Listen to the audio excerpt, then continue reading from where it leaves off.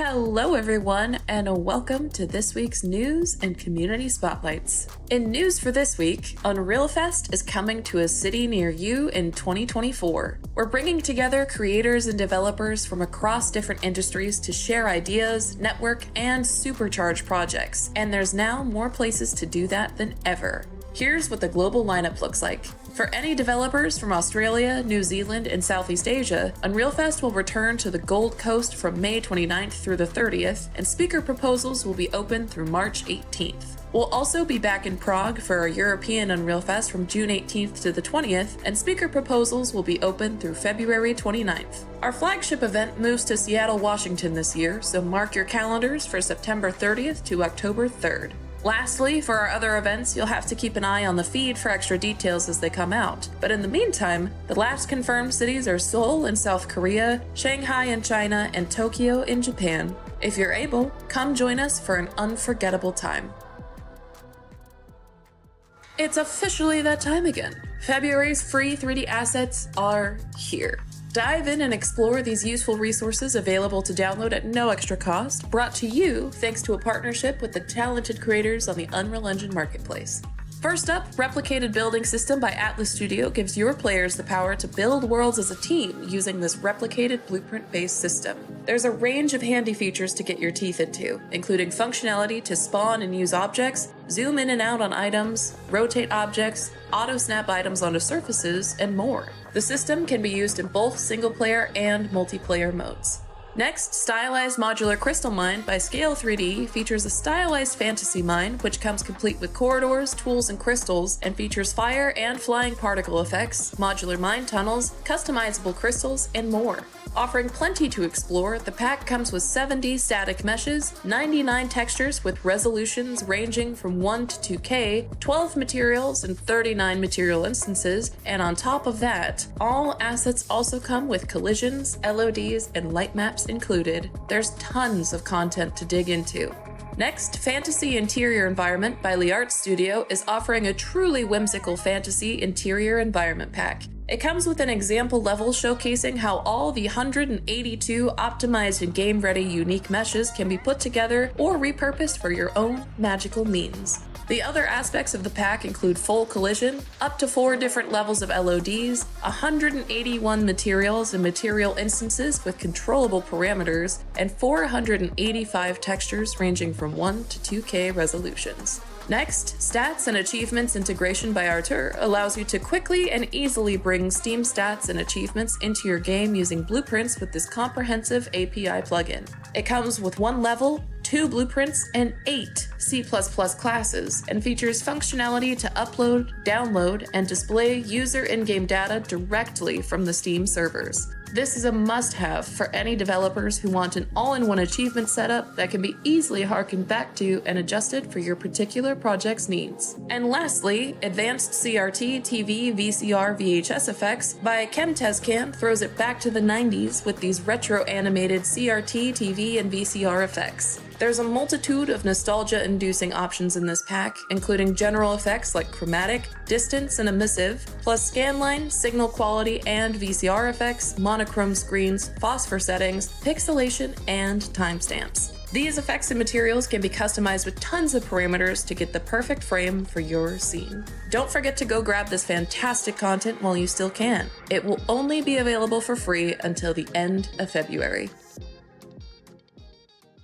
Our absolutely incredible documentation team here at Epic has been working tirelessly to update and improve upon the resources available for you to learn from and reference. Here's a list of the latest and greatest to the 5.3 documentation from January. Pages include downloading Unreal Engine source code, Unreal Insights, Lyra Common User Plugin, using Lyra with Epic Online Services, Path Tracer, actors and their owning connections, Polygroup Edit references, geometry brush actors, cube grid, modeling tools, Lumen Performance Guide, Lumen Technical Details, Lumen Global Illumination, development requirements for Linux, material blend modes, depth material expressions, sharing and releasing projects, and finally, setting up Android SDK and NDK. Check out these topics and dive into something new this month, or polish up on a well-beloved one. We'll be releasing what all is coming new to you from our documentation team monthly going forward, so keep an eye and ear out for those future updates. Now, let's get right into this week's community spotlights. Trooper by Frederick Doust is a stunning 3D model interpretation of one of the creative trench helmet designs by Till Freitag. It's a unique and mesmerizing mix of traditional and industrial silhouettes with a muted but impactful color palette. Showcasing masterful techniques over both hard surface modeling and soft fabric texturing, it makes for some eye candy you won't be soon to forget. If you're interested in seeing more of their work, you can do so at their art station. Corners of Croatia by Giovanna Barsalis is a beautiful Unreal Engine 5 project that perfectly encapsulates a warm, sunny day spent walking down an enchanting and aged street. Using a modular workflow that still comes across as organic is no easy feat, but they managed it with ease while sprinkling in unique elements to keep the scene lively and colorful. If you enjoy their work, you can see more of it at their art station.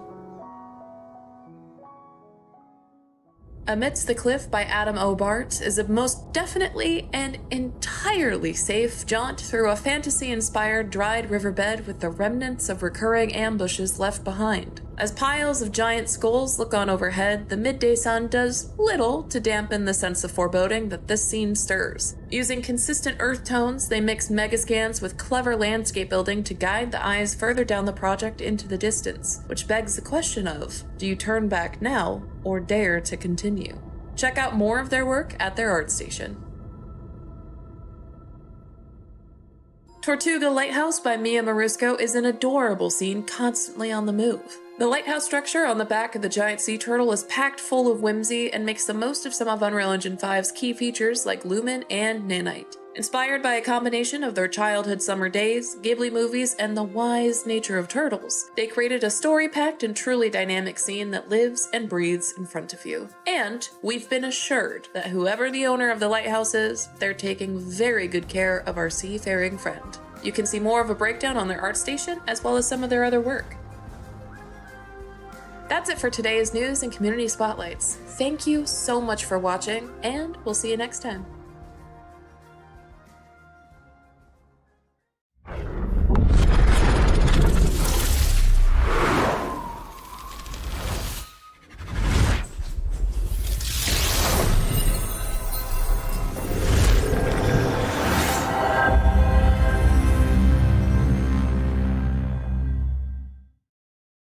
Hello everyone, and welcome back to Inside Unreal, a weekly show where we learn, explore, and celebrate everything Unreal. First and foremost, thank you so much for sticking around through the really long news segment today. Really appreciate y'all's patience with that one. Lots to talk about. I am your host, Tina, and today with me I have the one and only Nate Purkeypile, who is going to be going through his incredible project, The Axis Unseen. But with that, for anyone who might not be familiar with you or your project, Nate, do you want to give us a little bit of a rundown of who you are, what you've done? I don't know what other information to include in here, but you get the idea. Favorite color? Yeah. So, yeah, I've been making games for about 20 years now, and about 14 of those were at Bethesda. So I worked on like Fallout 3, Skyrim, Fallout 4, Fallout 76, Starfield, and all that. But now I'm a solo indie developer, and I'm making The Axis Unseen, which is a heavy metal horror game where you hunt monsters from folklore, and it's all using like your bow and arrow and magic powers, and yeah, it's super fun. And I've been using Unreal 5 to make it.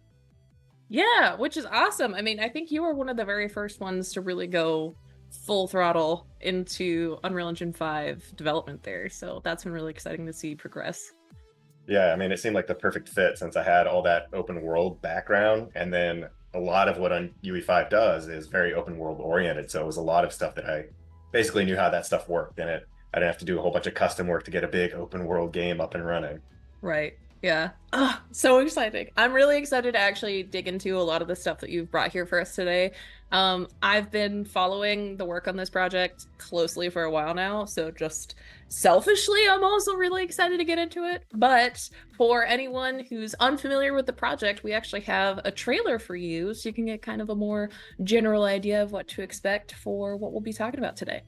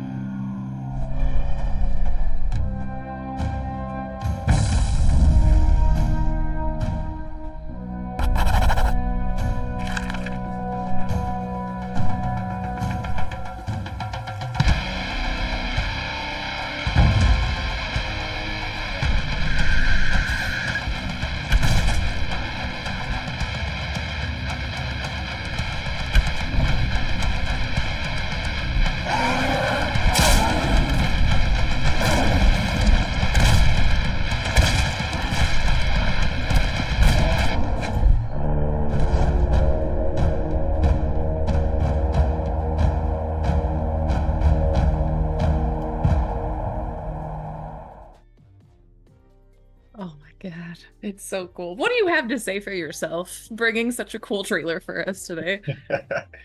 Well, I just hope everyone likes it, and it's fun to do more or less whatever I want to do. Yeah, that's something I kind of want to kick us off with because you are making this game entirely solo, right? I mean, everything in the editor is me. I got like a composer from one of my favorite metal bands to do the music, and I have a couple people doing the writing and the drawings for the journals, but then like models, animations, systems, all of that stuff, that's all me. Yeah. So it really is just whatever you decide is time to be put in. You could just do that. You have that full power. Yeah, that's dangerous power. Unlimited power. So much fun. So there was a comment here that I wanted to throw in super quick, and then I promise I'll let you get into it and talk about the things you actually came here to talk about. But someone did mention that they had seen something about most of the sculpting was done in VR before, right? Yeah, so I've done tons of the sculpting for the game in VR because I just find it like a really natural way to work because you're not like having to use ZBrush and like getting inside a monster's mouth to sculpt their teeth in ZBrush is super hard. But Yes. in VR, you can just be like, I'm in their mouth. I'm sculpting their teeth. It's like shaving it off with a knife. It's super fast. I love it. That's why I was able to do like one creature per week, even though like I'm historically not a character artist. So it was a really fast way to like learn a lot and get a lot done. And that way I don't just end up with like this big open world game with like 5 creatures. Because I think that would be kind of disappointing. How many do you have so far, if you can give that information? I mean, if you include all the variants, it's over 60. Whoa! And all of them were done with VR sculpting? Yeah, they were. And like Wow. the first one took a few weeks, but then past that, it was like a week or less for all of them. And that Yeah. includes like sound and animation, the model, texture. Not all of them I had to do textures though, because some of them use nanite geometry and it's just these multi-million poly things just slammed into the editor. But Hmm. that only works for like the rigid stuff. So some of like the giant, like the tree golem guy that you see, there's some other things that are like that. That's really cool. That's I love the idea of that too, of just like you said, actually getting in there and feeling like you're kind of physically sculpting it. That must be a really, really cool workflow. Yeah, and it's like a way lower barrier of entry compared to 3D software is not the easiest to learn, but anyone who has done art at all could pick up a sculpting program like that and do it. Doesn't mean you're going to be great at it, but you're going to learn a lot faster and iterate on it. Yeah, absolutely. This is information I'm locking away just personally for later so I can go putz around with sculpting in VR, have a good time, you know. But so for getting into everything that you actually brought for us today, me putting my own side tangents aside, um, what all did you want to mainly go into? Because I know obviously the big thing is, of course, being able to build a world as a solo dev. And I was wondering if you might be willing to kind of give us some pointers. What are we going to look at today?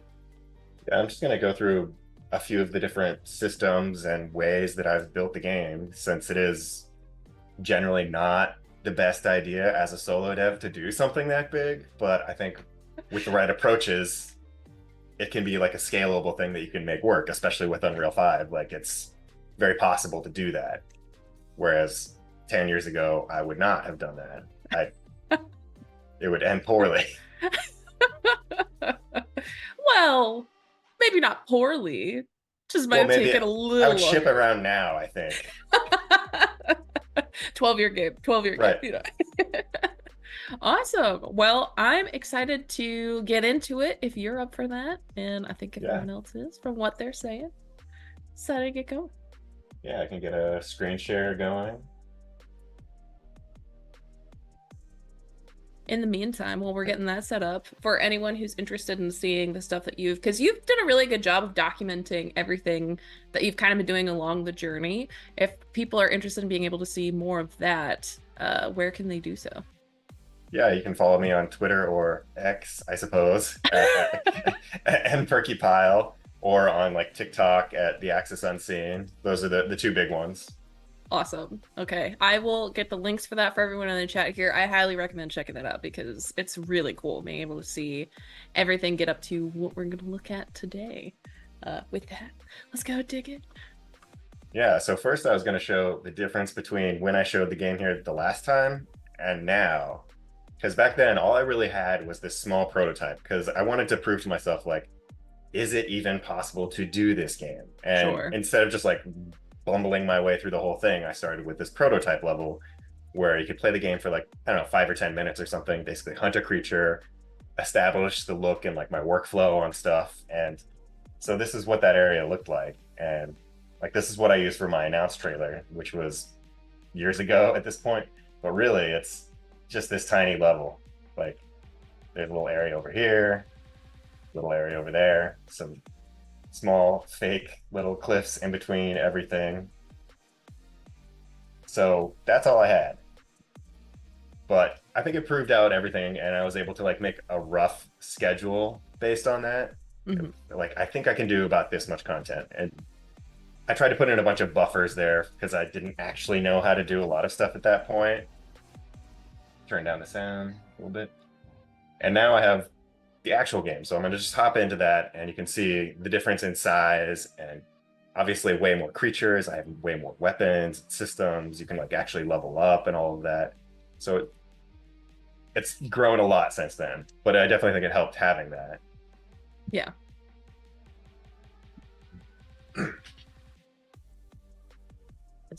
And you're probably going to hear my cat meow constantly. So this is Boomer. Our third guest. Yeah, might recognize Boomer from the Fallout cat paintings. Oh, I didn't realize. Oh my God, that connection now. It all makes sense.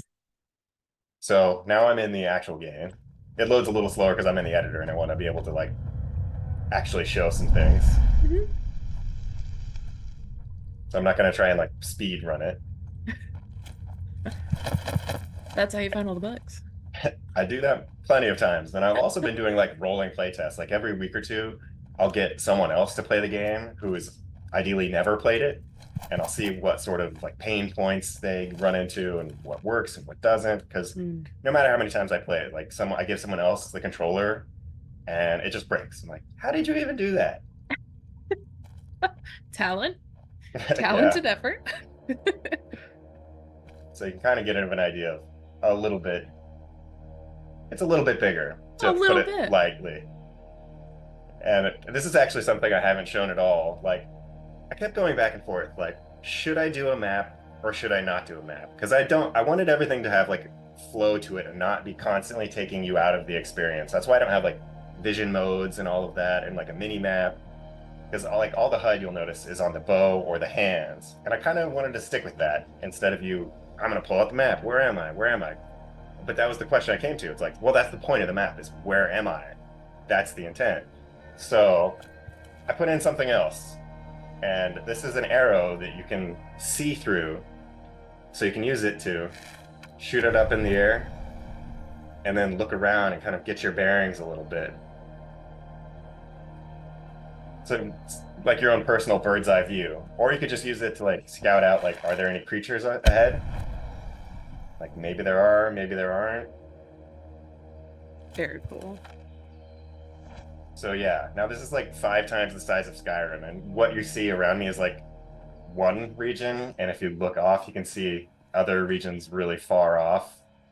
Like you can end up all the way on the mountain. You can see things over the hill over here. Very far off.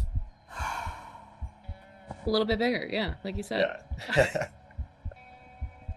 And I have a whole heart rate system too, which didn't exist in the prototype at all. And there's a creature actually. And as your heart rate goes up, like you can get powers like seeing the scent of the creatures, and those will shut off. Oh, interesting. So you can distract them too. See if I can. I think he's actually coming for me. Oh no.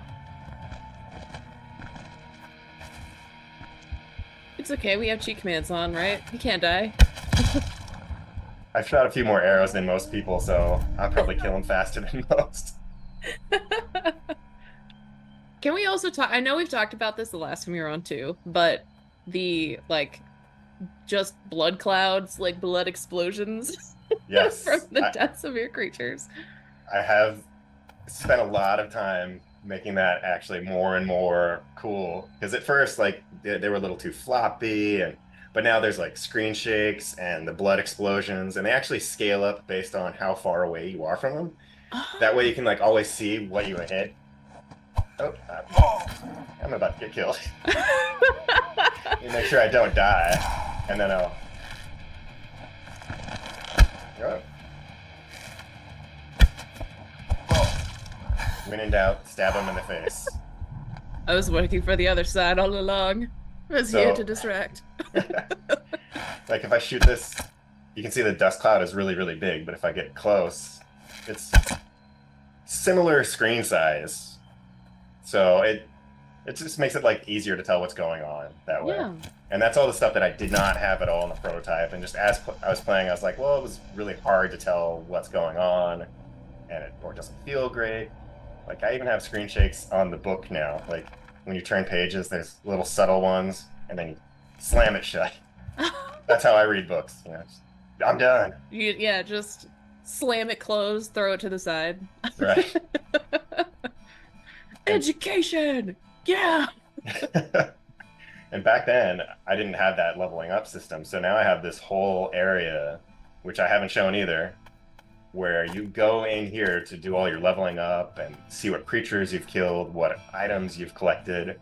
And at first, it's relatively empty, but you'll notice, oh, hey, here's a statue of a creature, because I have killed that one. So if you look around, those are all creatures in this region that I need to find.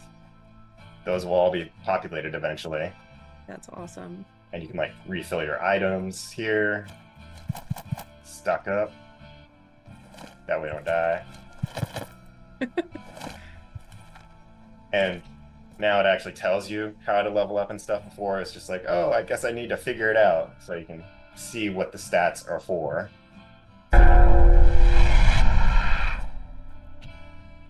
And similar to the map idea on like, I wanted fast travel in my game, but I also, again, didn't want to bring up a map and fast travel all the time. I wanted something that was like cohesive and made sense in the fiction.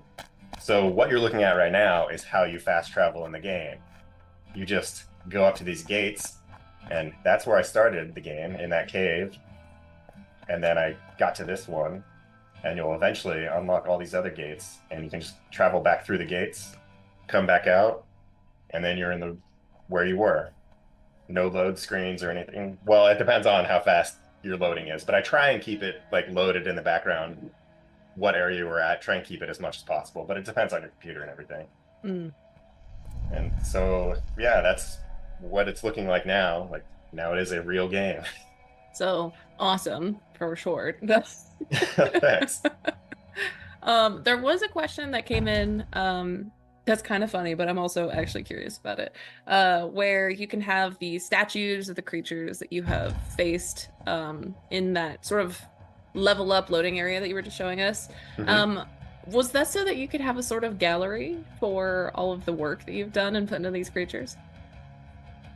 I mean, kind of, and I just thought it would be better than a lot of games will have like a bar where it'll be like, have you captured 20 of the bandit camps in the game or whatever, and I just wanted a more visual representation of that, because it is kind of cool to like check off all those boxes and be like, oh, I did that stuff, but then it feels more of like this, your house or something that you're populating with your trophies. It's like a hunting lodge, kind of. Yeah, which is such a cool idea. I love that. Nice. And at first I had some of that stuff out in the real world, like in some of the earlier trailers, you'll see that part to level up is like right where I'm looking. But I'd be like, should I level up this stat or another one? And then a werewolf is eating your face. It's like, I should probably put that somewhere else, somewhere safe. Yeah, actually, that's kind of a good point. Did you have a sort of designated safe area in mind originally when you were making the game, or was that something just kind of developed as you're going through? Yeah, it kind of evolved over time. And I tried a few things like, oh, what if there's like a campfire and then you're like protected around the campfire? But then it was really easy to cheese that. You'd be like, I'm gonna go and stand right next to my camp, hop out, and then shoot an arrow and then run back. So I cut that after about a day. Did It's like, you think of that workaround or was it a playtester? that was me. I was like, so if I'm cheesing it already, then people definitely will. Yeah, yeah, that's fair. This is the importance of playtesting, people. Even Yes. for yourself. How would you fool yourself through your own game? Yeah, I think it's important to playtest constantly. Like I try and keep the game stable and playable, which sounds like, oh, that's really, really obvious. But I've worked on a fair number of games where you couldn't really play the game until a few months from ship. And it's can be really hard to know what you're even building at that point. Hmm. I'm gonna Definitely. hop over to show something else now. Let's see. Here we go. So I'm going to talk a little bit about how I built the landscape and stuff. Because traditionally, the landscape is, this sort of low detail height map like this. And that is how I started with it. I actually like built the whole thing in Blender and I ran erosion simulations. And that I sort of blocked out the terrain that way with like this really low detailed stuff like this. Mm. Check out my amazing sculpting.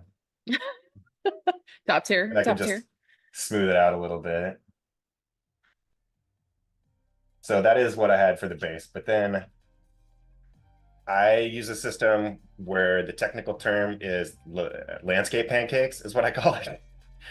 So I take these super high res meshes and then I just paint them over the landscape. And technically, it's a foliage thing, which is normally for like grass and stuff. But now it's all of these meshes, and I can just lay it over this whole area here. And then I can keep adjusting it after the fact since it's attached to that terrain. I can like smooth out the terrain or move it up and down. And it really holds up when you're really close to it. And unlike the traditional like displacement that some people try, that kind of only goes up and down though, which is the problem. But by Mm. using all these meshes that are nanite, like there's all these little overhangs and really nice details. And you can see that it's made up of a ton of them actually. Like here's all the different clusters of triangles, and Wow. each one of those is a different mesh, and they're all sort of like flipped and scaled. So even though it's one mesh, because it's all flipped and scaled, it doesn't actually look like a repeating texture or anything like that. It ends up looking pretty natural. So I've been pretty happy with the way that works. And then you can just like go in and start adding, I have my dirt. So I'll put in some trees. Actually, I have some other ones. And these ones I usually just do one at a time. And because there are procedural tools, but the thing is, I actually really like controlling all the sight lines, and it's so fast to work this way. It's not a huge difference anyways, but I sort of temp in what things you can see from any spot with these giant green cubes when I'm really, really early. And then I Hmm. just start like plopping down trees. Actually, check the box. Yeah. It always gets us. Then after trees, I could do like, hey, let's put some rocks.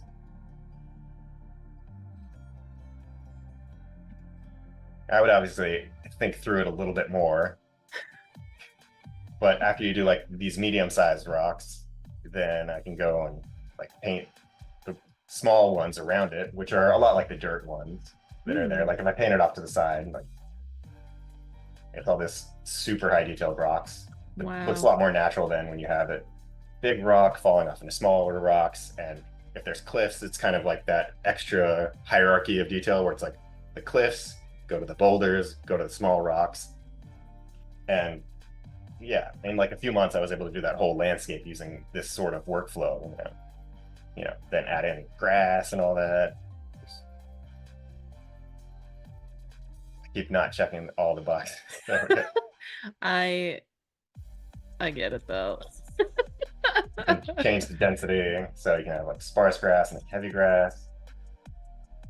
And yeah, all of that is just more or less a short version of the workflow for how I did that whole sprawling thing. And Hmm. it's really easy to change it this way too, since it's all under the hood, regular terrain, really. Like I'll just go ahead and completely break it and make it look ridiculous.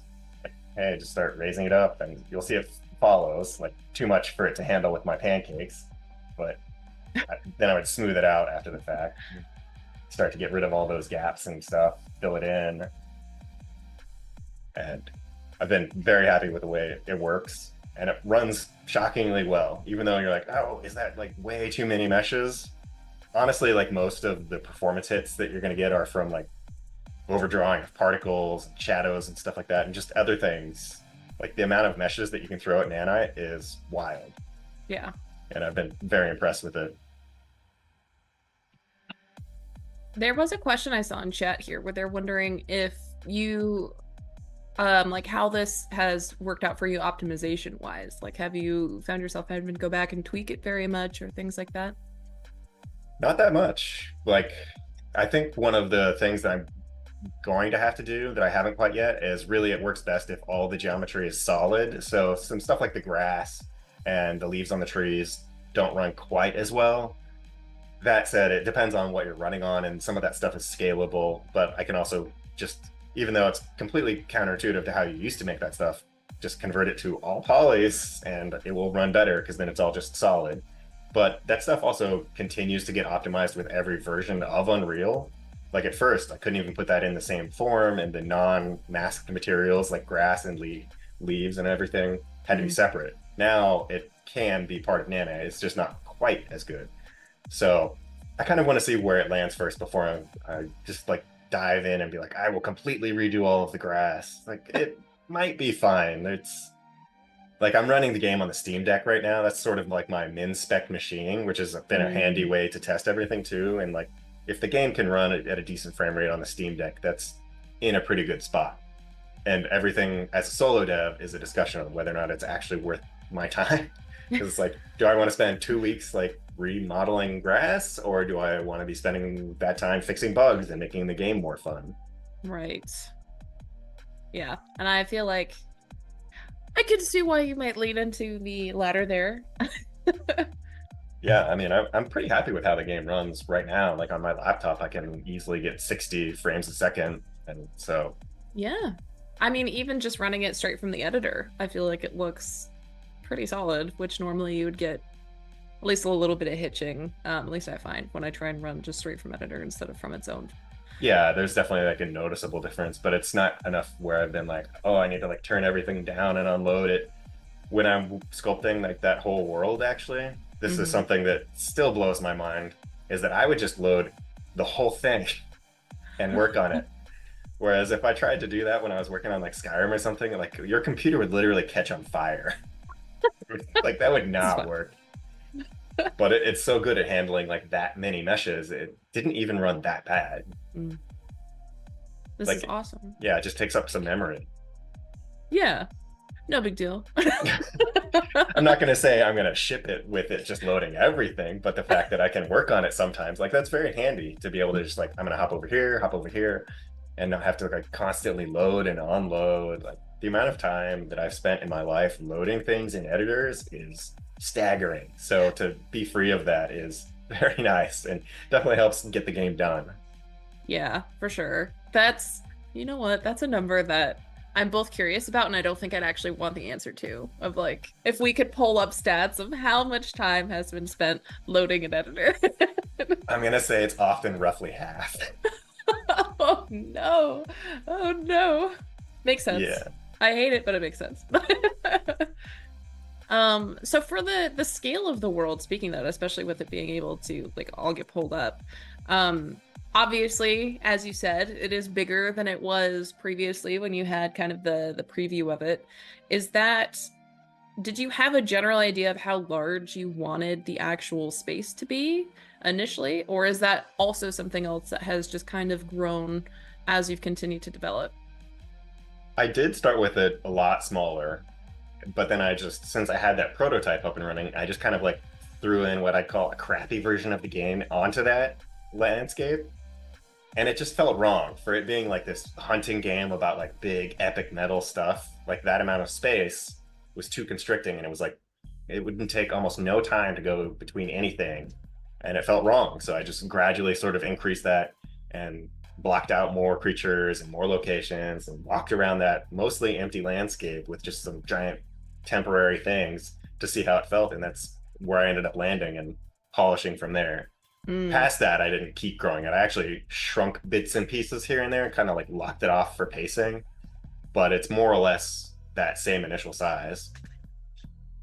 Yeah, which is kind of a testament, honestly, to being able to actually grow it up to that size and really fill the space from what we've seen so far. I feel like it that's something that's difficult to balance. I don't know how you feel about it, but in my opinion, being able to have a large world, like actual space to walk around in, is one thing, but being able to populate it in a meaningful way where it feels like it is actually a full world around you can be the tricky part.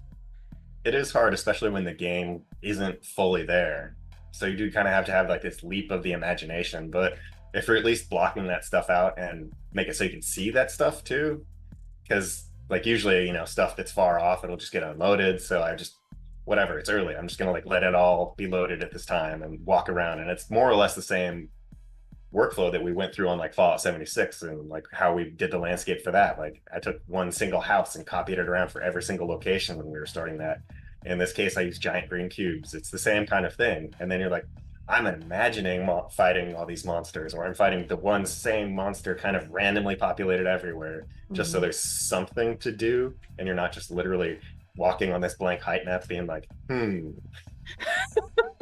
What a Is it great good? walking simulator. Yeah.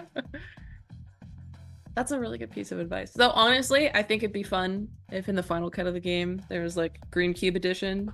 Just so we They just to are see. still there behind the scenes. I just hide them. Yes. So it's possible, is what I'm hearing. Yeah, because it's still handy for me to find stuff right now. I can just like look around. I can see all the creature spawns and like where the different region audio markers are, all of that stuff. Yeah. Amazing. Oh, anyway, so what is this next thing you've pulled up here for us? So now I'm going to go into my creature setup. And the way I did that is essentially I have one master creature for everything. And you will recognize them as this generic Unreal dude.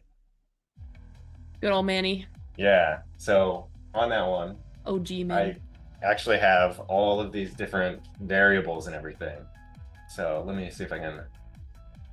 I'll pull it up actually. I'll just pull up some other creatures. So say I want the wolf. And that under the hood is still the exact same creature. Or, you know, get a Sasquatch. Oh, the scale of these is scary. So I basically just actually have tons of different variables that I'm going to tune. So, you know, I'll change their health, speed, how much damage they're going to do. Or if I want, you know, I can bring up all the different variants. And there's this thing called you can do a bulk edit via the property matrix. And that way I can see everything at once. So I could pull up all my creatures this way and just start pinning different variables and editing them. See, I mean, it's again another one of those things that's like very, very obvious, but not everything works that way. And these are all just like this chain of inheritance where that one base creature then becomes the next one. Like your regular wolf is the child of the base creature, but then all the other ones are children of that. So if I wanted to, I could have them basically be the same and like they have the same sight distances and stuff, but then I'm only changing the health or damage on those higher end ones. So it's very easy for me to tune that like over 60 creatures and see all of what's going on. And if I'm going to change any one particular thing at like a higher level, I don't have to edit 20 different things. It'll just echo through the chain unless I change something in particular. Right. Yeah. Which is a really smart way of building up a pipeline where you can sustainably put together that many creatures. Yeah, it definitely has helped save time and even calls certain things like animation events or their different footsteps, which the footsteps are even different forms that are, again, another chain of inheritance where there's your regular footstep that has children of that, where it's like, oh, this one is for dirt, this one's for mud, this one's for snow. But then like the Sasquatch ones are different. They'll cause like screen shakes and stuff. So then I can just put those on that. But then under the hood again, it is just all this guy. At The father. scale wise, you are right that there is quite a bit of a difference between all of these things. Okay. So that's not even the biggest one. Like Oh, not no. by a long shot. No. And that I is part, knew the tree guy was big from the trailer, but I didn't quite realize. I did make Maybe him not. gradually bigger. Same with Sasquatch. I think when I first had Sasquatch, it was like, you know, this tall or something. It's like not that much taller than a person, Mhm. but I slowly grew it and it just felt right that way. Yeah. So a lot more terrifying.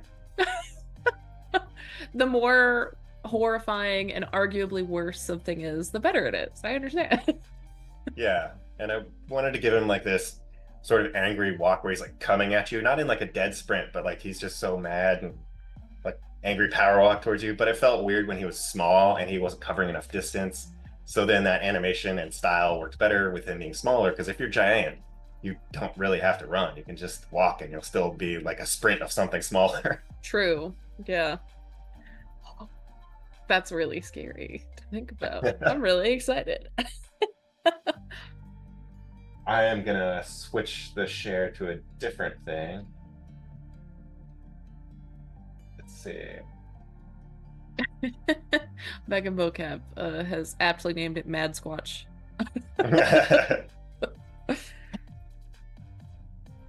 So Official I'm gonna term. talk a little bit about combing Bigfoot, which sounds like something I'm just completely making up, but actually was okay. I got it up. So you might have noticed that Bigfoot had fur, right? So the way I did it is using Unreal's fur system, which is like actual hair. It's not like a lot of video game hair is kind of just like a bunch of fake cards. It's kind of like the grass you see, where it's all these like fake cards with a hair texture on them. But in this case, you're modeling actual strands. So you go in here and you tell it where to put the fur, and then there's literally a comb tool, so I can like comb Bigfoot, and you can change like how big you want the brush, and you can like change how long different parts are to like shrink it or make it bigger or poof it up. And then all that just gets exported in there with being real fur, and you can even make it like simulate. And that's one of those things that I can like toggle for lower end machines, but on if your machine can run it, it looks pretty nice, and I think it makes it a lot more convincing. Yeah, absolutely. Especially with simulation. That was gonna be one of my main questions too, was does it move? Can we get the slow motion, beautiful Sasquatch hairs flip? Yeah, and tie it into the wind system, like like Fabio. Exactly. He's walking at you and his fur is just beautifully framed. I do track all the wind direction. And The detail work in this game, impeccable. There's a question here from Eric Borchers, who is wondering, how was creating animations for all 60 creatures handled? Was it all done through control rig or things like that? I'm gonna switch back the windows to the other one. Okay. Okay. So the way I did it is, instead of animating like 60 creatures, again, there's sort of a few main archetypes, and I share rigs. And that's the main way I start when I'm modeling the next creature also. And I can customize the animations if I want. Like, so let's say there's the wolf one, right? But then I also, spoilers, made this weird vampire guy. Ooh. And that is based off the same rig, but then he is a lot skinnier, he doesn't have all the fur. And some of them are even more varied than that, though. Like, this one is technically the same rig, but then it has a whole new set of animations on that rig, because it has that rigid shell, and I don't want the spine to be bending and stuff because then the legs would end up popping out of the holes in the shell. So I replace the animations that I need, but then I can reuse some stuff. Like, say I have an animation where its head goes like, because you shot it in the face. I don't really need to redo that because it's like an additive thing, and it knows to keep all the other animations going without messing it all up. And that works pretty well. And also this particular creature highlights something kind of cool, is that most creatures are regular sort of like rigged geometry where it has the bones and moves with it. But then there's stuff like Big Tree Dude, and that's all nanite meshes. So you can see it's like millions of polys. I don't even know how many. I don't know, 30, 40. A lot, a few. All of them. All of them polys ever. But then this guy, I was like, hey, I have this hard shell. Instead of making like the low poly version and baking normals and all that, like it's not going to move. Why should I bother doing that? Just make it nanite also. So that also is like a couple million polys, and I can have all these little weird bumps and export that thing straight into the game. And I even do that in some from random cases like, hey, I want really weird pokey teeth, and I can just make those nanite meshes also. And I don't have to worry about optimizing it or anything. Because that really has like no performance hit for nanite to do that many polys with the teeth. Like you're talking about like, I don't know, 1 trillion polys of dirt or something out there. The teeth are not going to be what makes or breaks the game. And then they look better when they're eating your face that way. The really important things, you know. Yeah, because turtles have really weird teeth, so I wanted to reflect that. Some of them do. Yeah. You know what? I don't think I've ever actually looked at turtle teeth before, and I have my weird Google search for the evening in order, so. There you go. Are these turtle teeth? Like, are these based off of actual turtle teeth? No, I'm scared. Yeah. Oh no! I mean, your regular turtle doesn't have a bowl on the top of its head. Well, details. But this one is based on a creature from Japanese folklore called the kappa, and they have like this bowl in their head with water. And supposedly, like, if you get them to bow, they'll become incapacitated because the water falls out. This one is not quite as nice, I think. They've all gone a little feral here. Well, you know, it's fine. To be fair, you are shooting them all with arrows. Yeah, I mean, we might be a little bit of a hostile force in this case, but, you know. I think so, yeah. People ask me that sometimes where you're, like, shooting at the tree guy with the fire arrow, and people are like, Tree Dude was just standing there, minding his own business. Yeah, you got a point. Are we the heroes of this story, Nate? Suppose there's one way to find out. Of course. This is fine. I didn't need to feel good playing my horror game anyway. Is that where you pull most of the inspiration from for your creatures, or is folklore, or are some of these just your own nightmarish creations? I would say that most of them are from folklore, but occasionally I've gone a little weird. Like, I will show one that is, I would say, a creature that I just more or less made up. So this one that you're looking at right here, can you see it? No. Oh. Now you can. Oh, no. So this one, you can only see out of the corner of your eyes. And let me get closer. And has, for its teeth, it has, or for its eyes, it has teeth. And there's teeth on the back of its head. So that one is kind of made up. Oh. In my head, I've now classified it as like the Tooth Fairy. Oh no! Oh So my! That one has been very fun to watch with playtesters because they don't know what's happening at first. Like they hear footsteps, they see dirt coming off of the ground, and they're like, "Oh!" And they're like looking around, and then you see it out of the corner of your eye.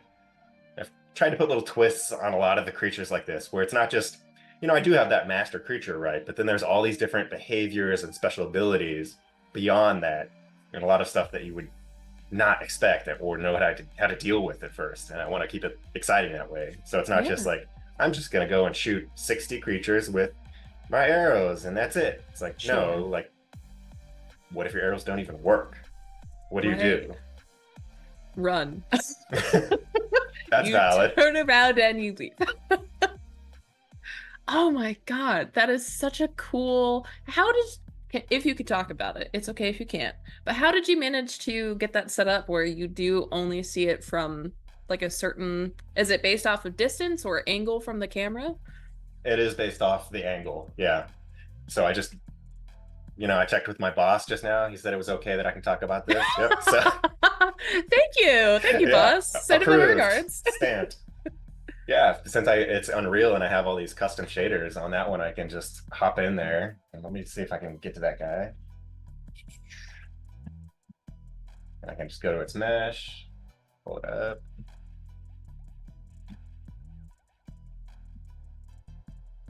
So it's just its own custom shader where on the opacity, I have this radial fall off that I can tune for like how much towards the center and how it all works.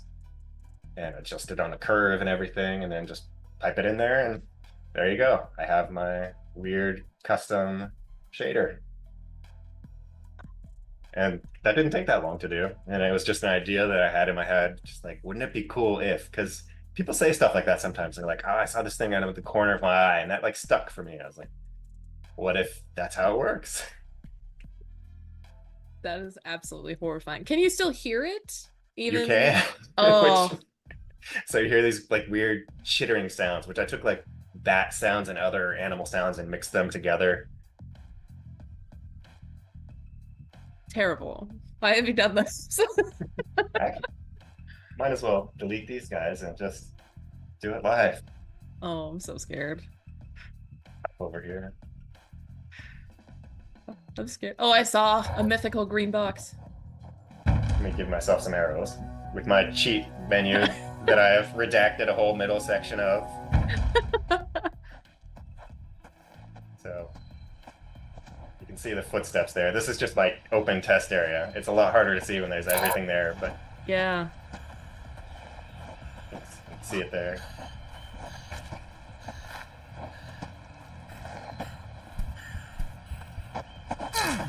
I hate it. Oh my god. It's very hard to fight. Oh, it hits hard too. Holy crap.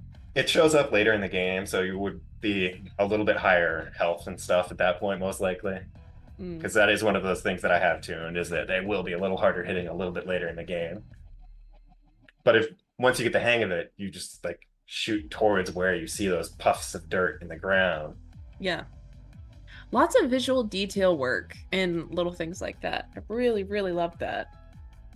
Yeah, I try and like layer all those different things to make it feel good to fight these creatures and get like a visceral reaction from people, because I guess I'm like trying to get those reactions. It's a horror game, right? So I want things that are like big moments that are cool.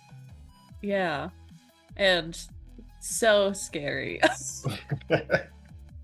just trying to imagine how I would react as a playtester in that situation without knowing about it beforehand. Just like, what is happening? What is that thing? Ah!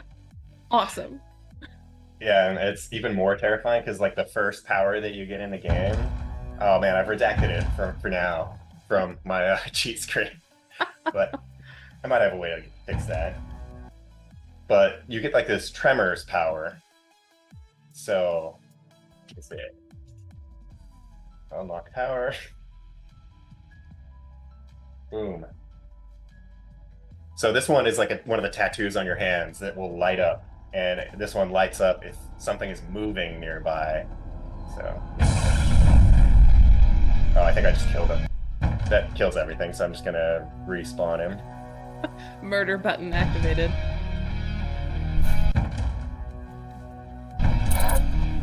So you can see that tattoo flares up, so you know that like something is moving nearby. Turn it down a little. So that kind of makes it extra terrifying. It's like you know something's around, but you don't know exactly where. It's right there. See if I can take him this time. Probably not. I'm probably gonna die. I'm gonna say I It was a almost valiant fight. I love the tooltips that pop up too that I've seen on the death screens there. Like stealth is a valuable tool. Like, Yeah, stuff like that's that. always the first tooltip because like when people start, they're like, "I'm gonna sprint all the time." You're like, I mean, you can, but they will definitely hear you.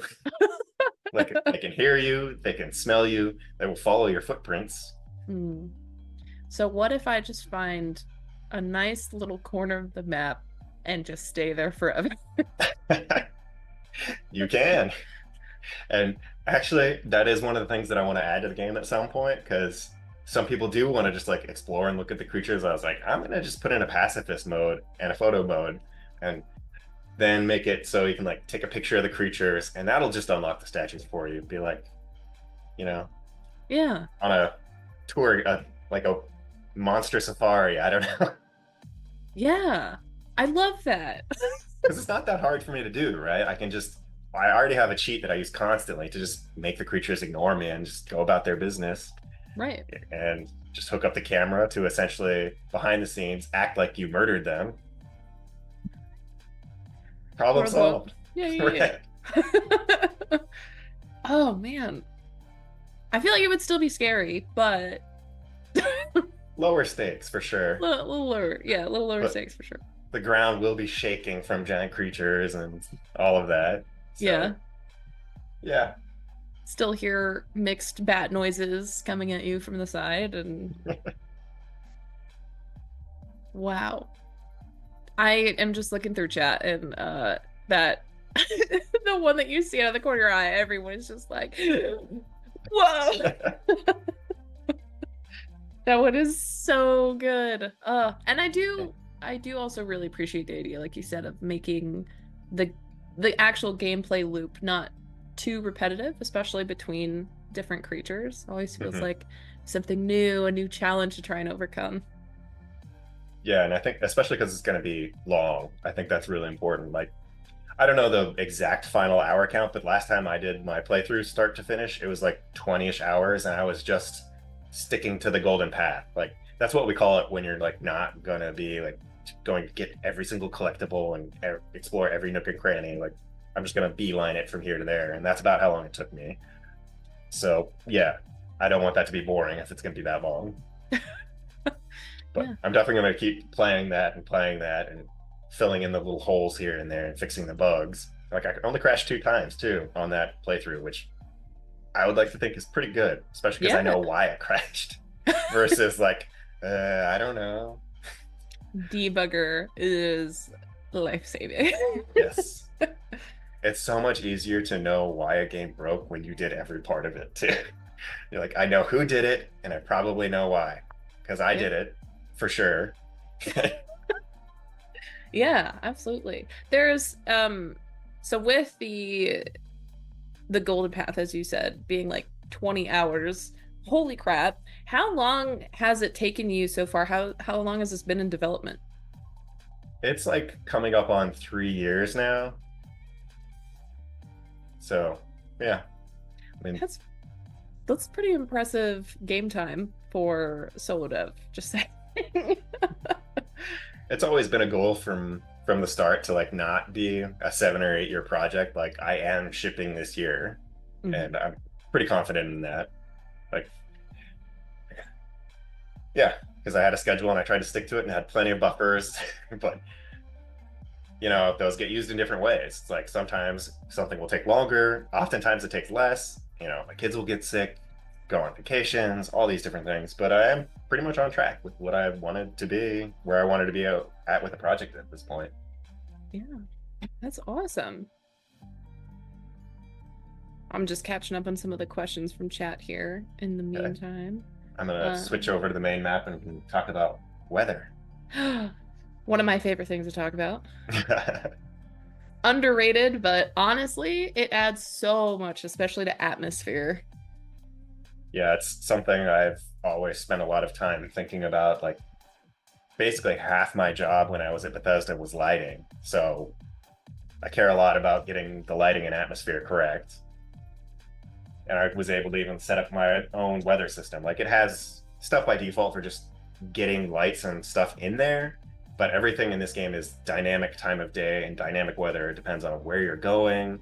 And I even adjust time on sort of a non-linear curve, which I will show what I mean by that.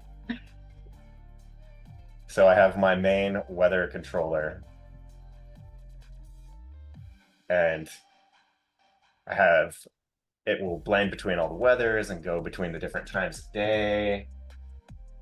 So let me find the dates and position. But it's nice to have that control, and it's a lot like my creature stuff where I have sort of a base weather and then tune it from there.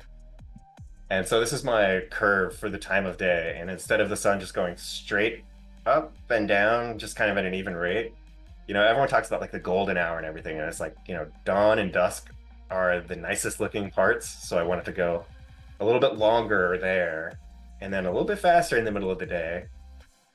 And then also night is a different amount of time. It looks the same here, but other stuff controls how long it is, and it's like a third as long because you don't want to get stuck in the dark too much.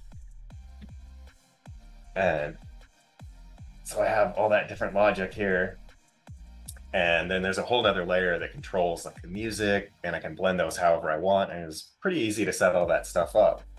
And then I have all my other actual weather forms, like say I want my regular sunny weather, and then I can adjust how bright lights are at certain times of day, what the colors are, all the fog.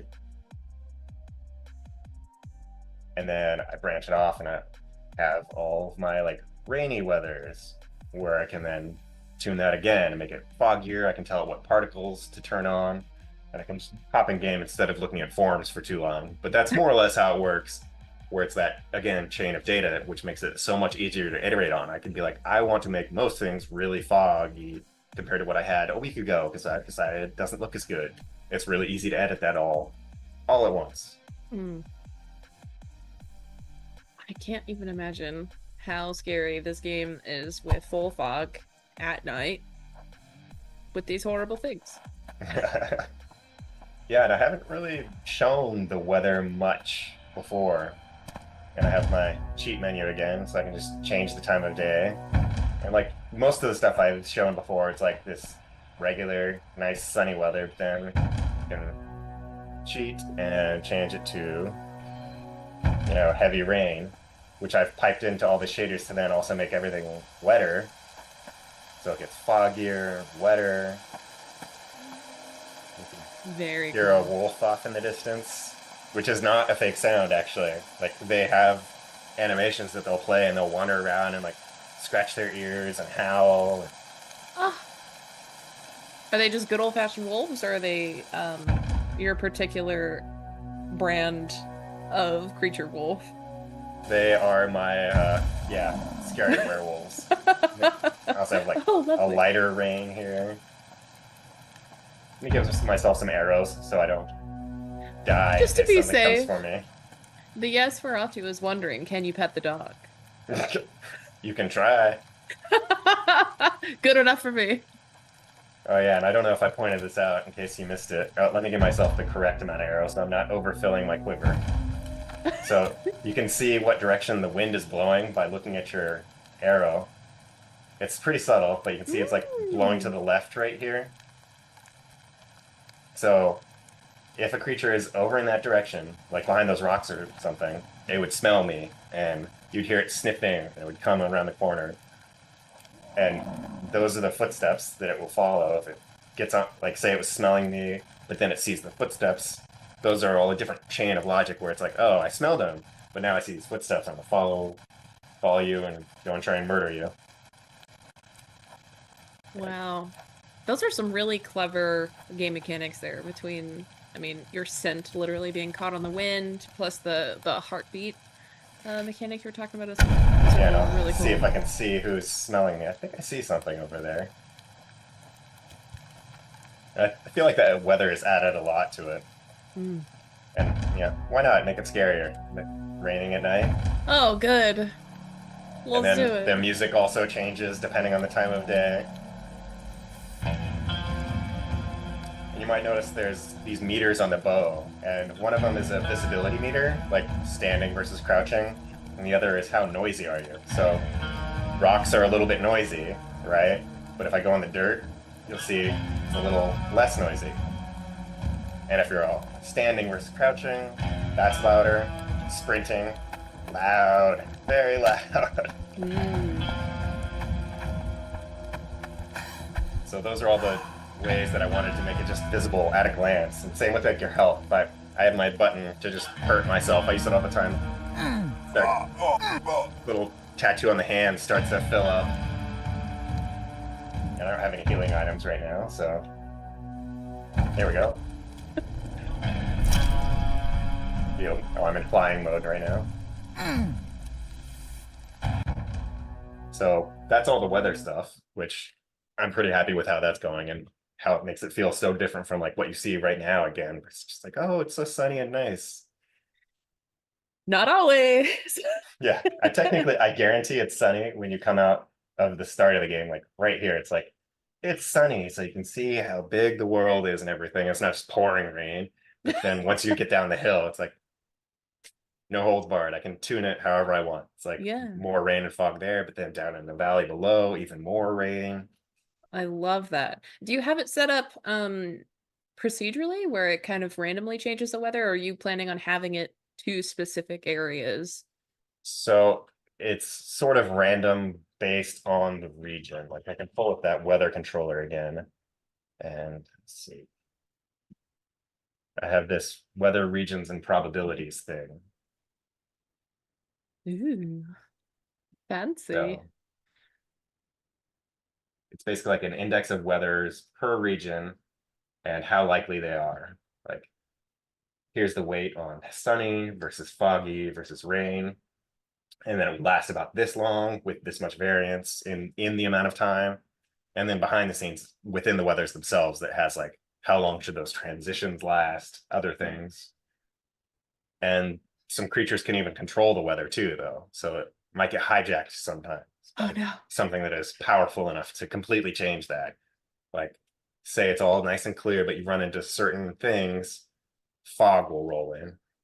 Ooh, that's very spooky. Oh, and you might not know, because if it just randomly happens to, could just be the weather. That is something I have tried to tune a lot too, based on the playtest and stuff. Like the music in the game, it used to be like, oh, as soon as a creature starts combat with you, music starts. This has happened in tons of games. Like back in Oblivion, it's like, oh, a mud crab is angry at you. Dun, dun, dun, dun, dun.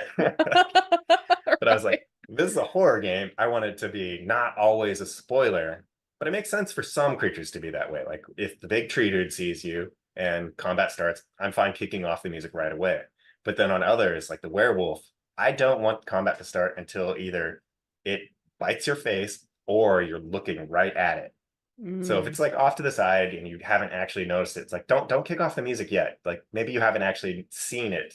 I can't verify you've actually seen it if you're just like, moving your mouse around like that. You haven't really seen it. Right. But if you then look at it and it's like, okay, it's on. And that made it a lot more impactful. Because then you don't know you're being hunted till it's Exactly. too late. Yeah. I love that. I have to be careful playtesting with my Steam Deck with people because they'll be like, ah! Oh, yeah. Don't drop the room. That's when you get one of the like Wii wrist thingies, just clicking into it. It's fine. Nice safety straps, not a bad idea. Yeah. We gotta bring safety straps back. I'm just saying. I'm too scared for stuff like this. I'm gonna hurt all of my technology. How do you distinguish between those kinds of differences? Because I'm assuming it would have to be different per creature, especially depending on how they act, what their AI is set to behave like. So are you going through for each individual one and deciding, okay, this is how we technically initiate combat from the player perspective? Yeah. So I have these different variables, like should I set the combat music right away? What is the view angle on how much you should be looking at it? Which is, because some are a lot more obvious if there's like a very big creature. I want to be like, oh, you're kind of looking in that general direction. And then also if it's just close enough, if I want to. So yeah, I just pull up that, that property matrix thing, and I can just see all the creatures and be like, well, obviously the Sasquatch should be like this, and the wolf should be like this. And then I play it and see how it feels, and I can tune those angles and distances. And that also goes into like the heart stuff where they can scare you and raise your heart rate. So I also be like, that's how much your heart will go up once it is starting to fight you. Because some of them will be like, oh, it's just a little bump, but some of them it's like immediately raises it, and then like all the sounds get muffled, your view constricts a little bit. But that is one of those stats you can like improve, so you can get better at heart rate control. Your heart rate will go down faster because you want to keep it low so you can like keep hearing things and seeing things, and also more importantly, keep your powers active. Right. That's so interesting. Ah, I love how that works. Oh, with weather, before we move on, just so I can tackle that, there is a comment here from Malor. They said, seems like the noise from the rain would make it harder for mobs to see / smell / hear you, and likewise harder for you to detect them. Is that how that works? I haven't done it yet, but it's definitely one of those things that I'm thinking of that I don't think would be that hard for me to implement, because I already have all the connections between the creatures and they're aware of the weather to some extent. So I can just add a modifier. It's just depends on whether or not I like how that feels. That's fair.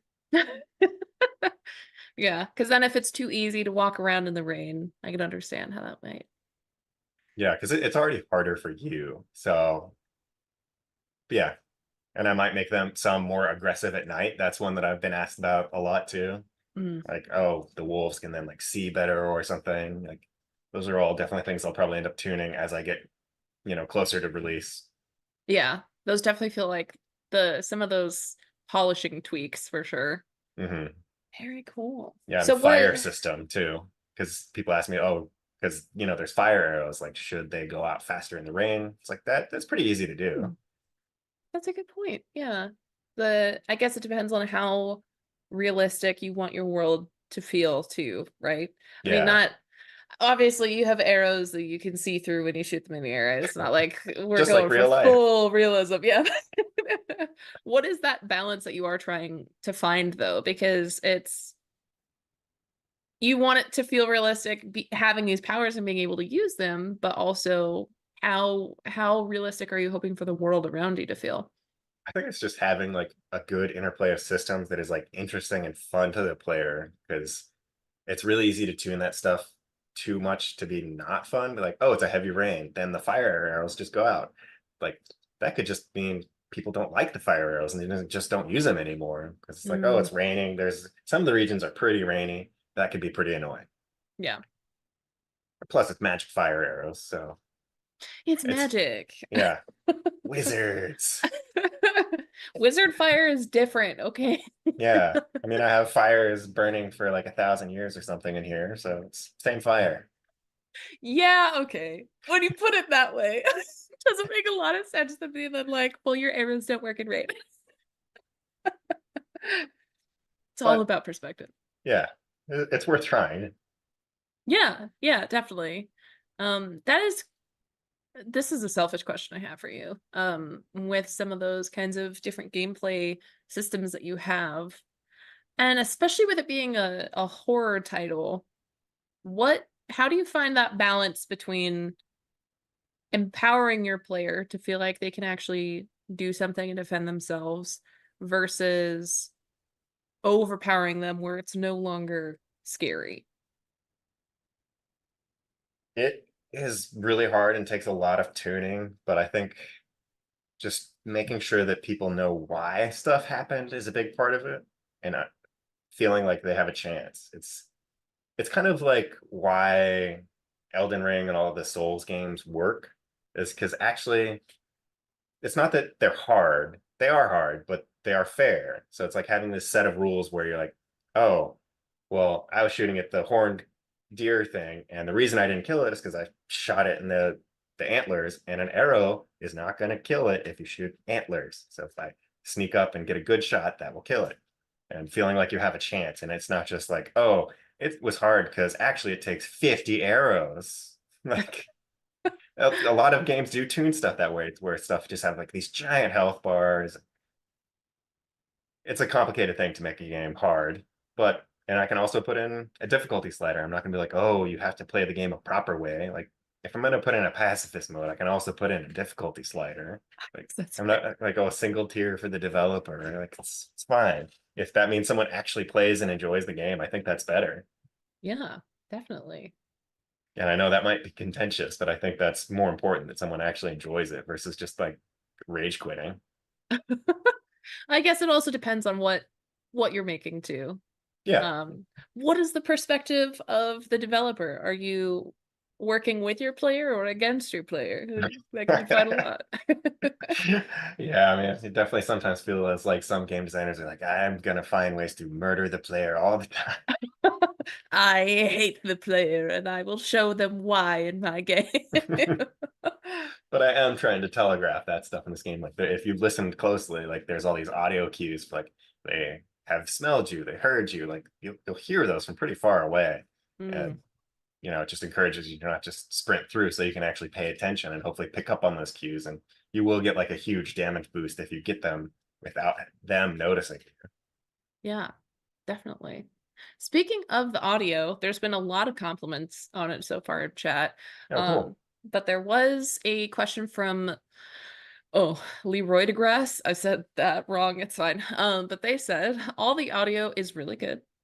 Is it handled with meta sound or cues, or how did you go about that? Yeah, the majority of the stuff is meta sounds. Maybe some older stuff that is pulled from sound libraries might also be cues, but most of the ones that I did custom myself were with meta sounds because it was really easy to do all the mixing and do like pitch variants but also pitch variants like within a range, so it doesn't always sound Mm, exactly the same. Or I mix sounds by pulling like, here's 4 of these sounds and 4 of these sounds, pull randomly from both and put it together. And all of those things were pretty easy to pick up and do in meta sounds. And like, shockingly, I am totally not a sound guy at all in the past. Like, I cared a lot about it and I would like go to GDC talks and pay attention to it, but that was not my job. right. I mean, for it not being your official job, I think you've done a wonderful job with it so far. Nice. Definitely Yeah. trying to approach it from that perspective of each thing is trying to tell you something. Mm. Like, a sound designer played my game a couple weeks ago and he said it was like crunchy how I was designing the sounds. And I was like, thanks. What does that mean? I think he thought it was like very tactile feeling was another thing that he said. So Okay, I'm good with tactile. That works for me. sure. Crunchy is, I can see. I'm like a cereal. Like, But a good cereal, yeah, before it's been sitting too long and it's soggy now. It's right. fresh, good cereal. No soggy sound here. Exactly. On kind of like a list of priorities, I suppose. What would you say audio has taken place on that for you? I mean, I'd put it pretty high because it's a metal game, so there's a lot that I care about the sound mix and getting those levels right and working with the music, but not as high as like systems and visuals for me because those are the ones that drive the experience the most. But that's part of making a solo game. It's like everything is so tied together. I even kind of stopped keeping track of which specific part I was working on because early on I was like, I am doing modeling, now I'm doing sound, now I'm doing UI. But now I'm just like hopping back and forth so much. I was like, oh, forget it. I'll just track time total because that is the way I work often is that I'm just like bouncing around. It's like, oh, I'm working on the book. I'm putting on the screen shake. I'm adjusting the way the text is formatting in the books. It's like, it all goes together, and that's why it's so fast to do stuff in a lot of cases because I can just do it. Like, I can make Right. a creature and do the sounds and do the animations and just get all that stuff in and see how it feels. If any one particular thing stands out, it's like the high nails approach. Like, well, what sucks the most? Like, oh, that sounds terrible and it really stands out. Let's go fix that. That's better. Oh, now this animation, that's what's weird. Go back, do that. And you just kind of keep doing these passes over it because I do kind of really like the passes approach because a lot of people will just like take one particular feature or piece of art and just work on it over and over for like days, and you just kind of stop even seeing what you're looking at. Mm. But when you're a solo developer, sometimes you have to jump around so much, you come back to something and you're like, I don't even know what I was thinking when I did this. but this is what stands out to me now. So let's make it better in this way.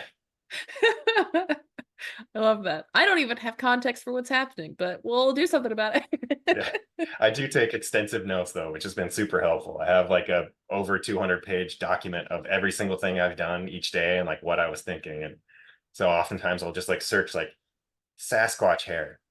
That's why that didn't work. Oh, yeah, that's a freaking beautiful Fabio hair, causes problems. Boomer Grease, I'm seeing from Yep. Hello. um She's the most agreeable cat in the world. here to help always. That actually leads into a question that we got from the fan Nate. So the other Nate. Do you use anything like Trello along with that document you're talking about? Or just overall, how do you manage your projects and features and keep yourself organized?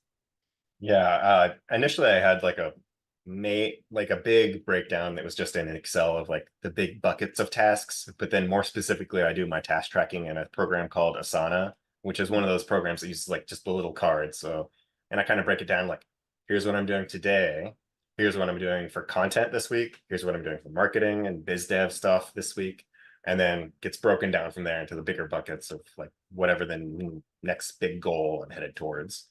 And then sort of a backlog of bugs that I have now with like 200 something random tasks that I want to get done before I ship, which is not too bad.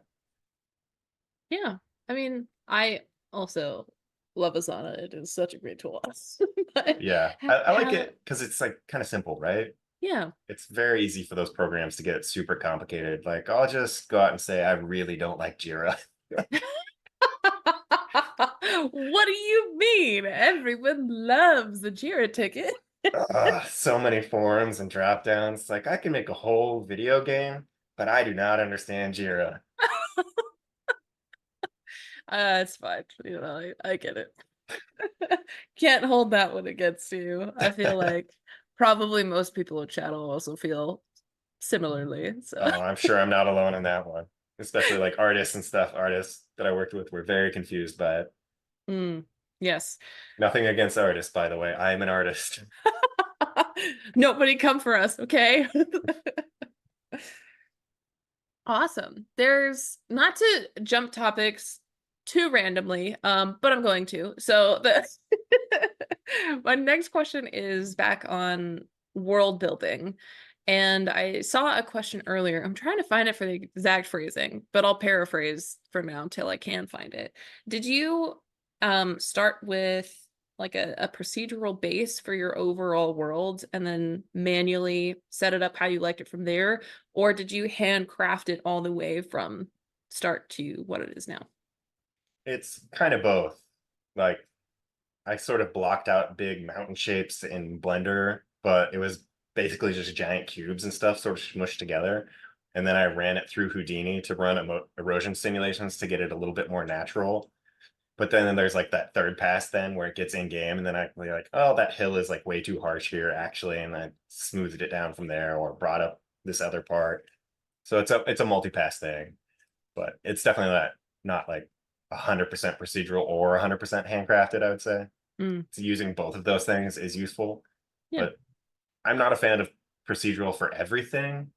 I like having that intention behind the world design to really help guide the player and have a reason for what you're doing. And it's not just a wiggly height map with some random locations.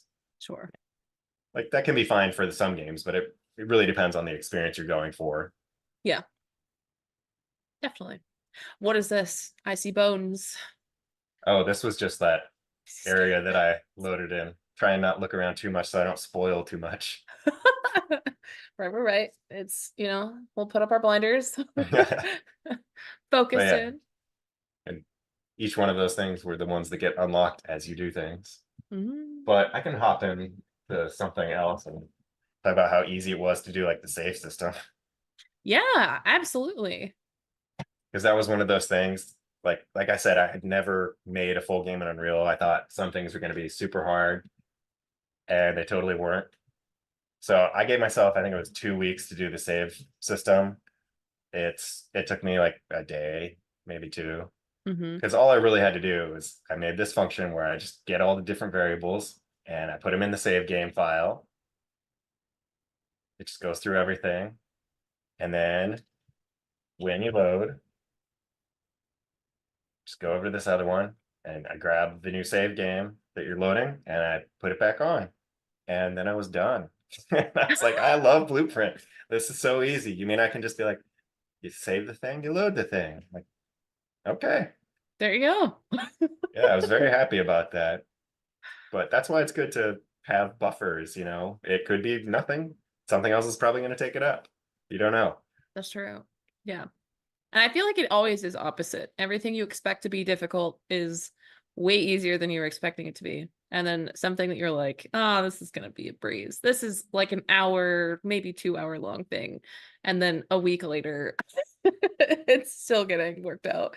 Yeah.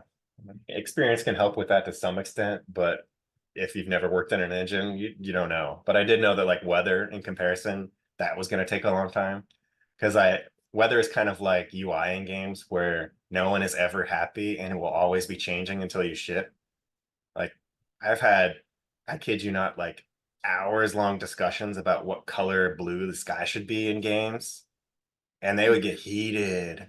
Really? Yes.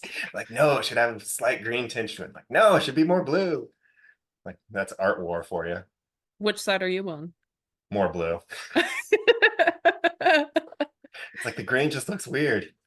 All right, we're starting the war right now. Everyone who's on the Yeah. green side, say it in the comments down. That said, I do have a region where the sky goes basically completely green. So, Well, yeah.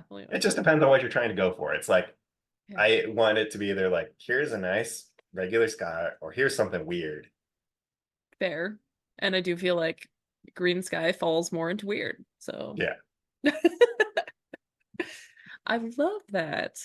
And I'm glad to see the save system because I do think that's systems like that are necessary for most games. I was gonna say all, but not all do involve saves. But it's one of those things that, you know, a lot of us need it, whether we like it or not. So being able to actually see the system pulled up here is very useful. Yeah. And I'm happy with how it worked, and it was bug free so far. So fine with me. But now I can go into something completely different and talk about trees. Yes. So I'm switching over to Blender, and this is how I made my trees, is that I actually essentially grow my trees. And previously in games, you would have to have like your low poly trunk, and then all the branches and stuff would just be these, again, like fake cards with branches and like pine needles and stuff. But with Nanite, you could do a fully modeled tree with all the bits and pieces actually being there. And this is how I do it in Blender, is with this simulation. And you can just like start to tune all these variables, like how much should it get pulled up to the sky, and you can like adjust the different radiuses, and then you can adjust how often things branch and like the lengths of the branches and different angles on the branches. And like you could tune these things for hours. But yeah, I'll switch back to the game.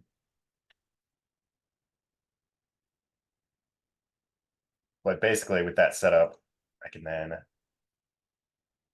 get all of these trees here. Let me switch it to the proper weather here.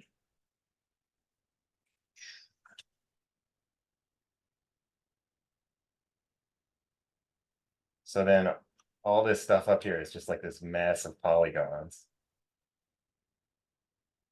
Beautiful. I'll pop in game, so I don't have like a million things rendering, because this is like everything on at once, including the things that are off by default, because like things switch. Like at first there's a whole bunch of trees, but then as you explore a region, all those trees vanish and a whole new set of things shows up.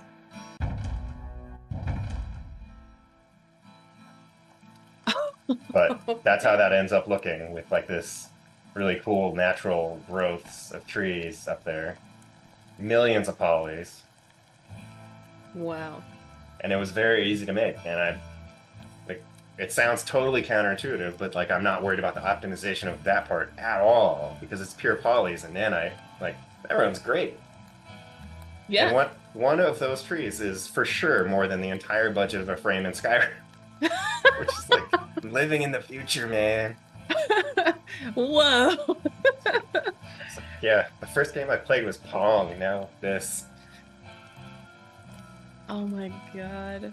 I that is one thing I've really loved about this project is seeing how much you've used Nanite because I feel like a lot of projects use it very sparingly, Yeah, which you do not, which I love. I mean, it made sense to leverage it in ways that make sense. It's like, here's this cool new thing that can actually run really well and push a lot of polys. Like, what kinds of things should I do with it? It's like, well, it's really good at rocks and trees and all of this stuff and like bones everywhere. Like, I got my skeleton guys all over the place. I can and have put like 100 skeletons in some spots, like, and it runs. Like, that's kind of the whole point of it is to just throw whatever you want at it and it will render what it needs and it works great. Yeah, which is really cool to actually see it, like I said, full utilized like this. Have you found kind of your perfect pipeline of what should be nanited and what should not? I mean, the short answer is basically everything except those creatures. So, especially with the way I stylized the game, which I can pop back out to show that, just popping my camera around because of the way I'm doing stuff, I'm using almost no textures. Let's switch the weather back. So here's the actual textures in the game, which is to say none, Flat really. colors. Yeah. Because with Lumen and Nanite together, like I can really show off all that sculpting detail, which is something that I'd thought about on all the projects I worked on before, because you'd go into these like debug modes where you just turn off the textures and you see everyone's like really fine work and putting in all this detail, but then you put all this noise on top of it and you couldn't even see it. Hmm. And sometimes that doesn't really hold up in previous engines where the lighting was like flat when it's not in the light anymore. But in this case, there's like always stuff going on with the light. So I decided, what if I just strip it down and have it more clear what you're walking on? Because it really matters. Like, am I on dirt, which is quiet, or rock, which is not? I wanted that to be very, very obvious, but then also look like fancy and nice, which is a huge benefit. But then also it's way faster for me to make the game this way because I can just sculpt all these guys, just throw these sculptures straight into the game, and I don't have to do low polys and unwraps and bring it into Substance Painter and put in all these noise in the cracks. I just make it. And it's Yeah. not even an hour for almost any of these sculptures. And that's a huge win, especially as a solo dev where I'm like, how can I do a giant game? It's like, well, do I want to spend 1 day on a sculpture or an hour? And I can get a more unique game that looks nice and runs better. Like it's going to use way less video memory that way. Like I'm using like 6 gigs on the Steam Deck right now, and chances are I'm going to get that lower and lower as I go to ship. So pretty That is happy about very that. interesting. I actually hadn't even noticed that it was just flat color. Did you make, is it just materials that are just thrown onto the like in editor materials put on right onto the meshes? Yeah, most of them are like a very simple shader where it is literally just the color and like the roughness that I set on it for how shiny it should be or not. On Yeah. some of them, I'll throw on like a detail map, like on these blocks. There's like an extra noise texture where I can copy this one around. And you'll see as I move it, it has like this noise Ah. pattern that Mhm. moves with it. But that's not most of it. And I might replace those later too with just nanite detail. If I can just like, go back around it and sculpt that stuff in because it'll look a little bit better. Hmm. But then, like the dirt and the rocks aren't. So yeah, some of these very large things, it's kind of a mix where it is very high poly, but they are so big that I add on a little bit of extra detail that way too. But Mhm. it's very easy for me to tune that. Wow. That is so cool. Honestly, if you hadn't have told me that, I might have never noticed. Thanks. I mean, that's been my goal, is to make something that looks really nice, that doesn't look too like rushed or anything. I wanted it to look really cool. Yeah. That is such a unique way of handling that aspect of it. I mean, keeps texture resolutions down. It sure does. This is so cool. The fan is wondering, does the game run natively on Steam Deck, especially with tips, well, tricks, I should say, like this of having everything kind of just directly in the polygon material information itself, or do you have to optimize it specifically for it to run on something like the Steam Deck? I didn't have to do anything custom, really. Like, there's already a full settings menu and stuff, so it is going to be like on the lower end stuff. It's not going to be the same as if you're running the game on like a 4080 or something.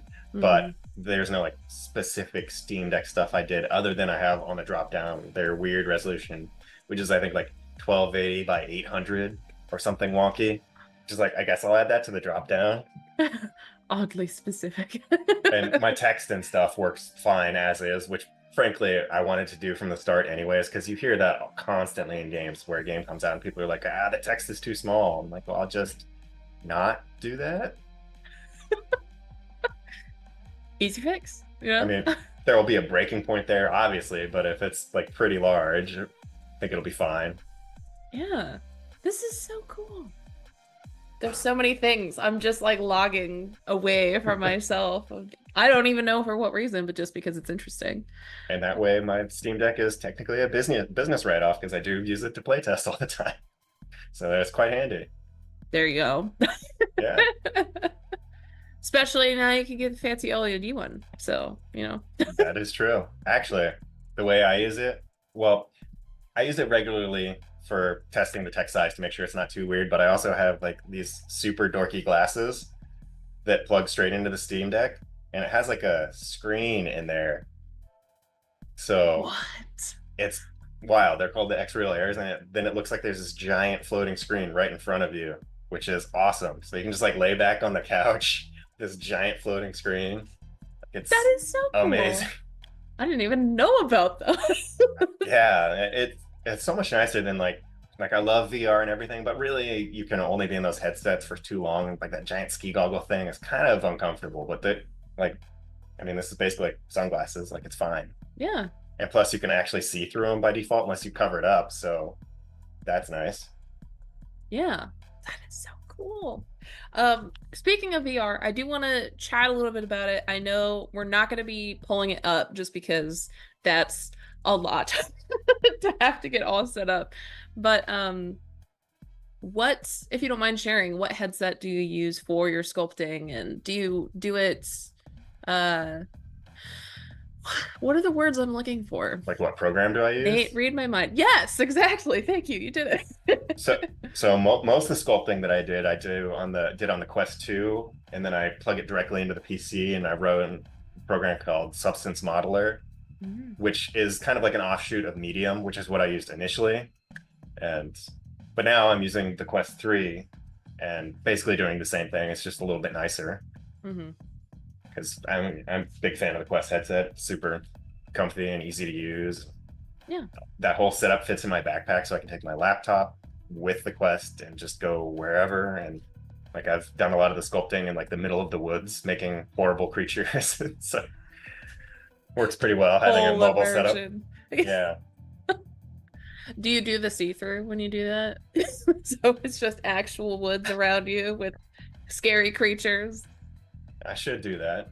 Make it extra scary. Full immersion, you know? Get into it.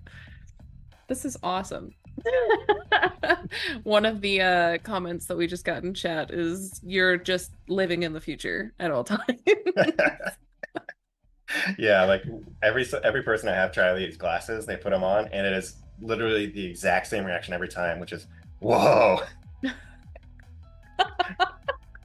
Amazing. Oh my god. So cool. So all what right. What is this that we're checking out now?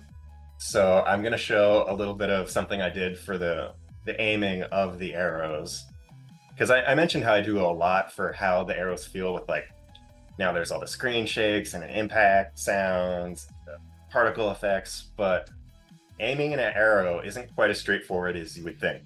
Because you would think, oh, just what direction is the camera looking? Shoot the arrow in that direction, right? That will not work.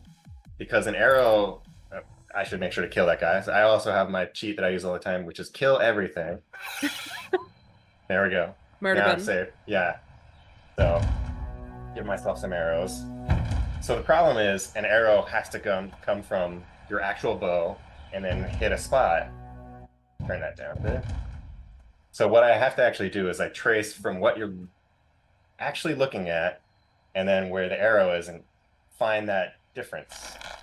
So you can see here, the red line is what I was looking at. And if I just shot it in the direction that I was facing, it would have been that purple line here. So it would have actually gone lower.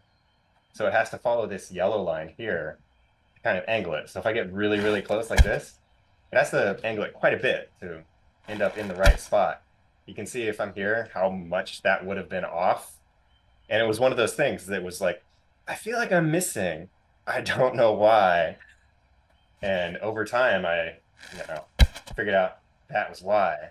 So it just constantly has to adjust that.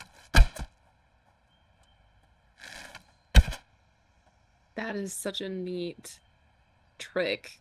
How long did it take to actually figure that out? Because I feel like that is such a... Once I made that connection about what was going on, it wasn't too hard to actually do the fix. Because all I had to do was go from what I'm looking at to, and then get the arrow and find like a look at vector. And then I use that when I actually shoot the arrow. So it was maybe like an hour of work to do that part. But then it suddenly felt way better and I was actually hitting my shots. You could see how big that difference was sometimes. Like, Yeah. that could make or break your shot for sure. Yeah, especially, do you have something set up for like where there's weak spots or like headshot damage or things like that? I do. So I can go over to that. Yeah, I could definitely see how having the arrow shifted that much in that case with specific weak spots would be mildly infuriating. So I have vulnerable bones set up. So I have a list of all the different spots that are the weak spots. So that way on the collision volumes, it can be like, this one will block it or not. And there's like a whole nother layer of that too, where I can bring up like the fear thing. So pull that over. Because it has like the lungs are the vulnerable spot on a deer versus like giant headshots. Mm. But attached to its head are like these horns. And those ones, see if I break this or not. Oop, too fast. So you can see if you shoot like right here, that will just crack your arrow. So some like the turtle's kind of like that too. It's like that's why that turtle's extra hard, is because it really only has like those little small limbs and the head, and the rest is shell. So you have to really pay attention to what you're doing with your arrows or you'll break them. So if you shoot them into the dirt, it's fine. You just go get it back. But if you shoot it on something hard, it will crack. I can show that also really quickly. My all important kill everything again. So I'll shoot it head on there and it will break, right? But I also added something kind of fun recently. I was like, well, what if you hit it at like a glancing angle? So you can see it actually bounce up and it went that way. So yeah, you might get some, probably honestly, mostly accidental trick shots. You're like, I glanced it off the rock and bam, look how cool I am. Totally it on was purpose. definitely intended. Yeah. I love that. Can you recover your arrows as well? Yeah, I actually have a whole nother test level that I also use where it's even easier to test this. This one I usually use for combat. This one is for more or less everything.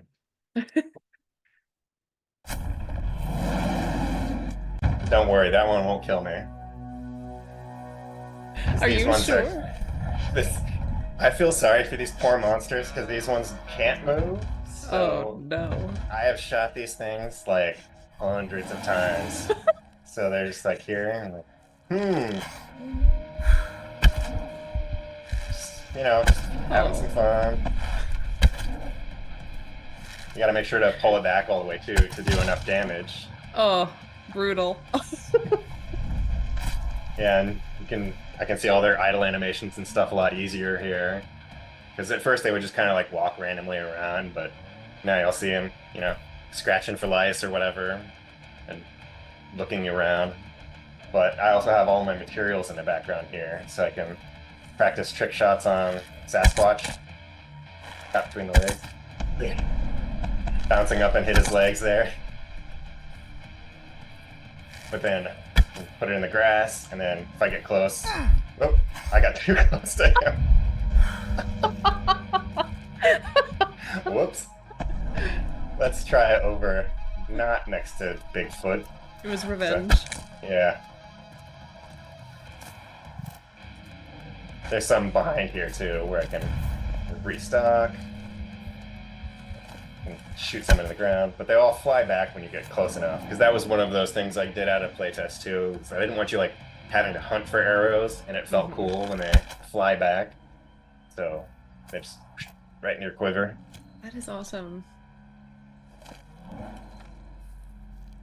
Yeah, I've spent a lot of time in this test level with all my weird things that probably only make sense to me for why I laid it out the way I did.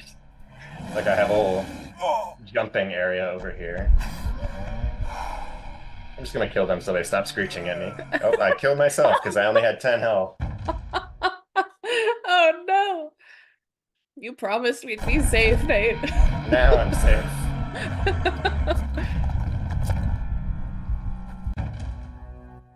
This is where I checked all of like my heart rate stuff and how steep you can run up things, walking creatures up and down on the angles, or different materials, fires. Behind the scenes look. Yeah. Is your heart rate also affected by your sprinting and how much of it you do? It is, yeah. So if I just sit here like sprinting and jumping up and down. Yeah, let me change the weather because it's getting kind of dark. Yeah, you can hear it starting to go up as I jump around. And then it's also if you crouch and like stop and calm down. It'll come back faster. Yeah. Very cool. This is awesome. Back with the arrows, I was also curious. So, especially since you have that really in-depth wind system, does that affect when you shoot? Like, can your arrows get moved by the wind, or is there drop off or anything like that? So I put that in once, but then it basically resulted in you missing a lot. So I stripped it back out, because especially once you got into combat, it was like veering off to the side. I was like, this is actually just kind of annoying. So I kind of went the opposite route, and I have a kind of arrow that I have shown a little bit before, where it actually does control the wind. So instead of you having to worry about the wind, you can instead control it. Flipped it on its head. Let's see if I think I need to go over to this altar to make sure I can actually use it.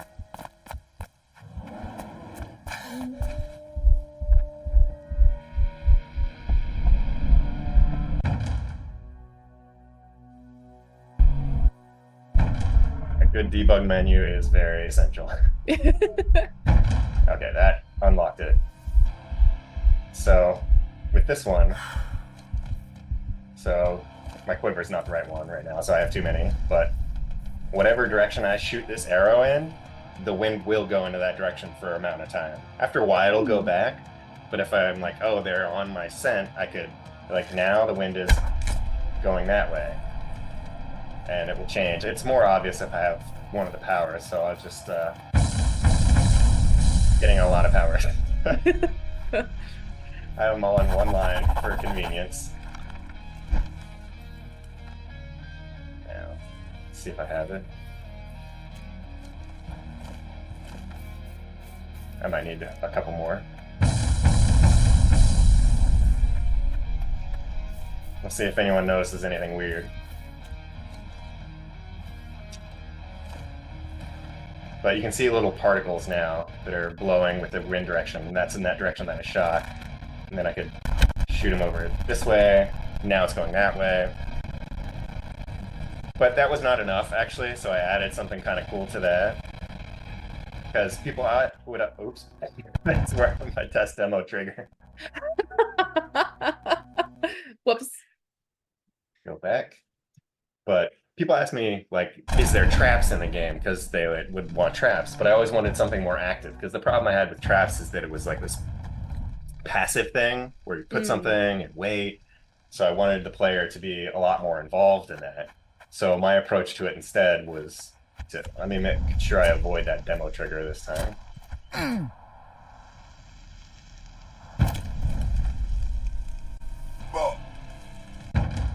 Self arrows. So this one's kind of fun. I can shoot a bunch of arrows up here, like regular arrows.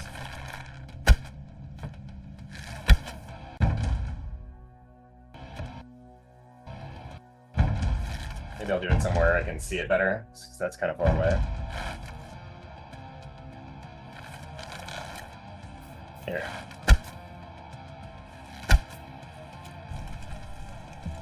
So with this one, it acts kind of like a magnet.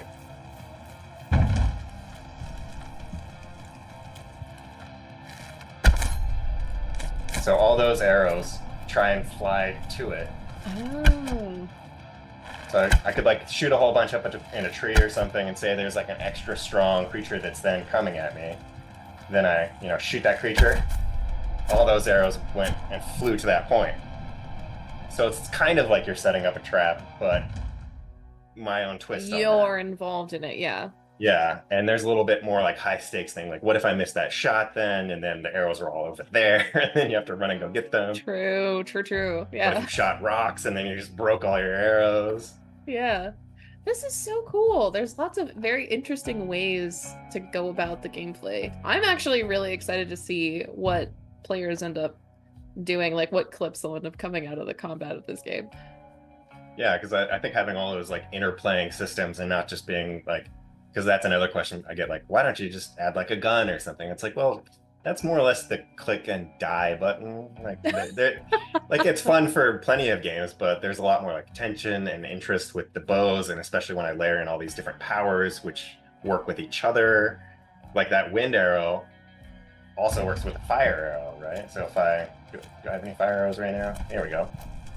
So if I put out a fire and then do the wind, I can gust that fire everywhere, and now there's a giant flame wall. So that to me is a lot more interesting than like just one power. Yeah. Because you also might totally do that on accident in the middle of a fight, and then you're like, now I have to avoid this giant flame wall. Oh my God. This is so cool. Yeah, this is exactly what I'm talking about. There's just so many different ways to kind of manipulate these different arrows and the different ways that they all play together. It's really and you're cool not that the only one that starts fires. Oh. Ooh. So you can turn it back against them potentially, or make it worse for yourself also. Kind of both. Yeah.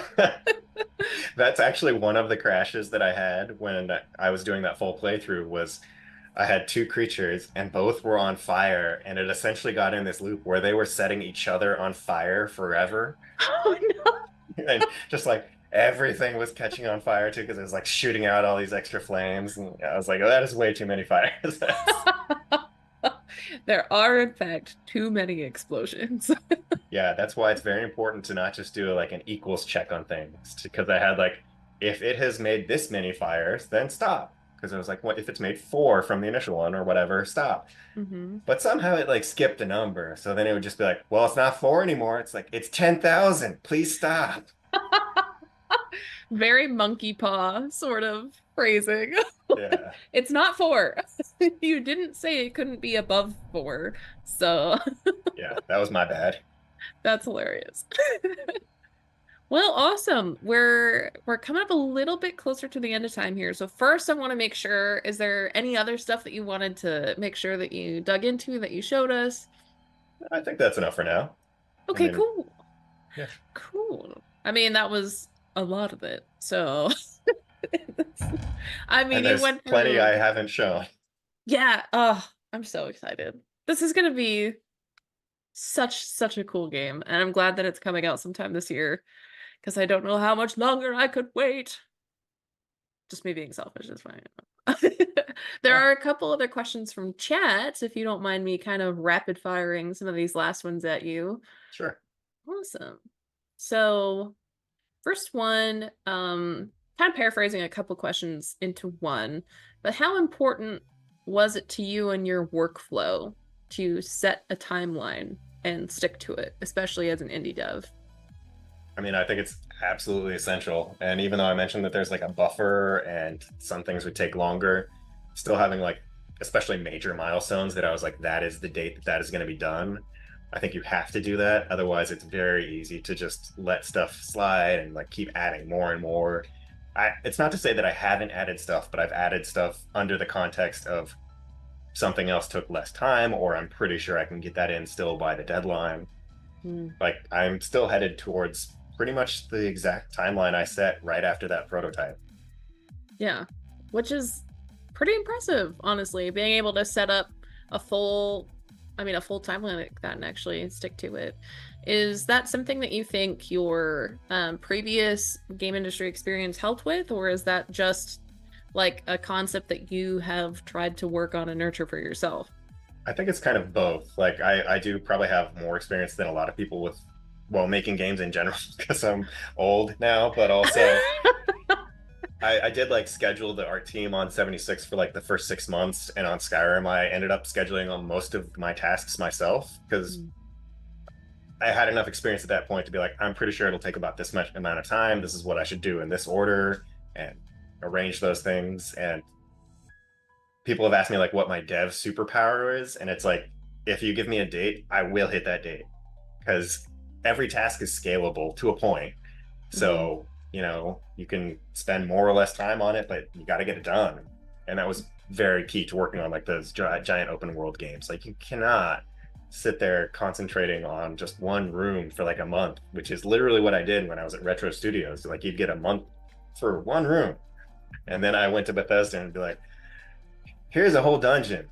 You got half a day. Wait.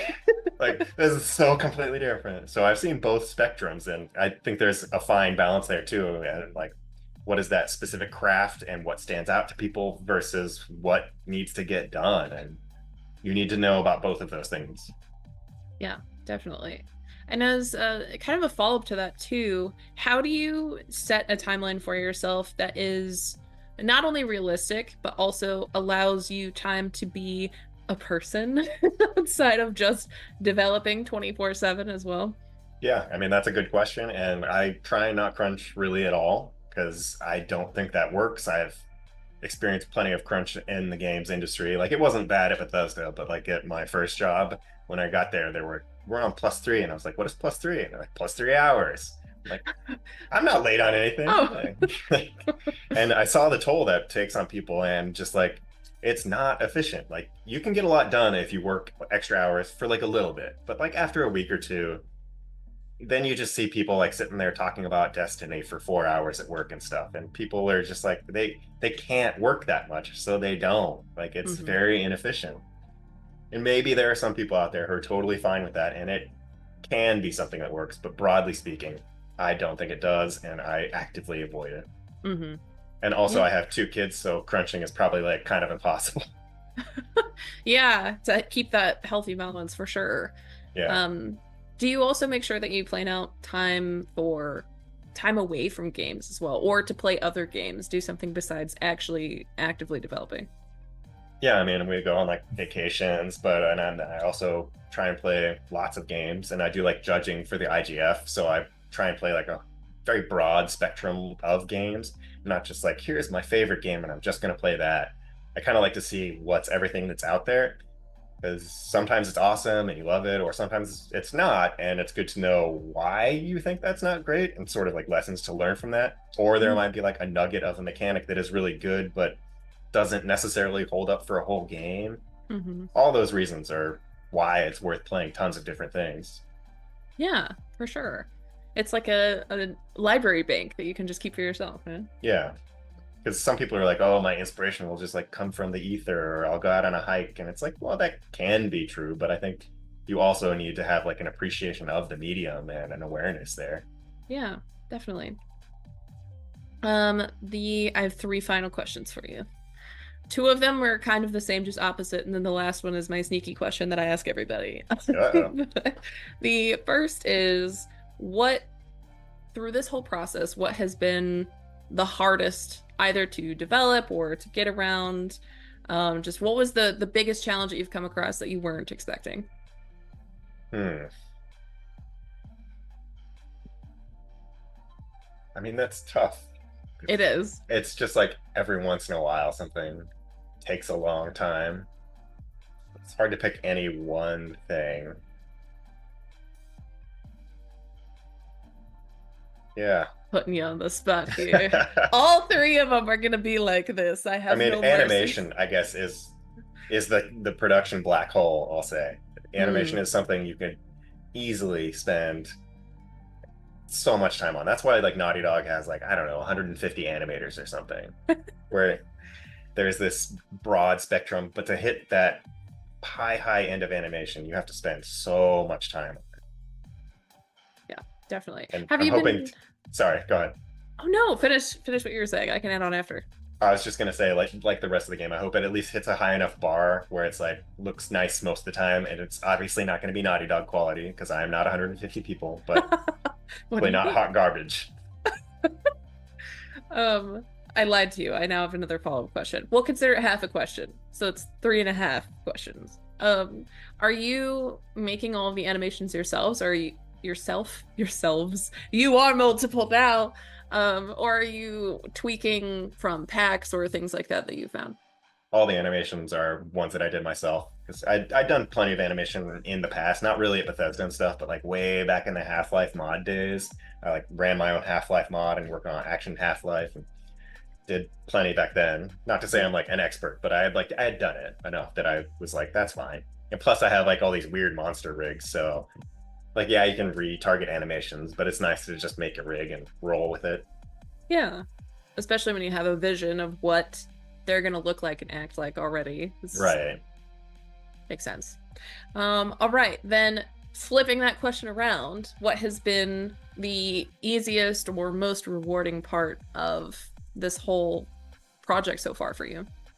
I mean, I think the easiest is basically just everything with like Blueprint and getting the systems up and running, because I was admittedly like slightly terrified of that part, because that was very much like, do I need a programmer? Can I actually make this game run?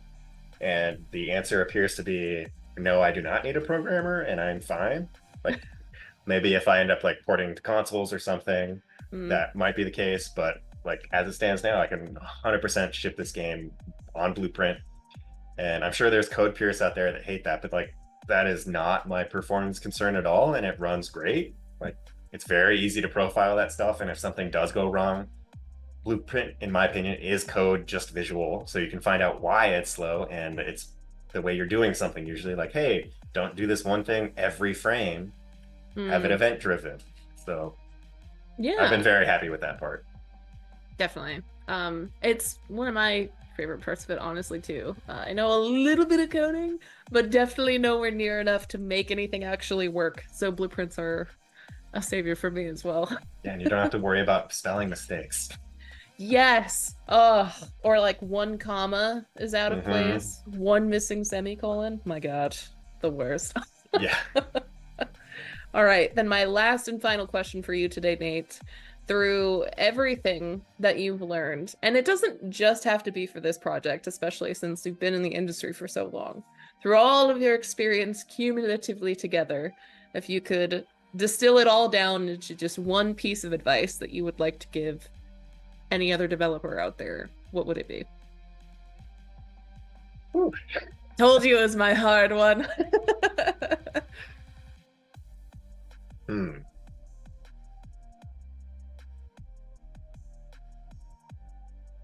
I suppose to care about games and what you're doing and to want to push it forward.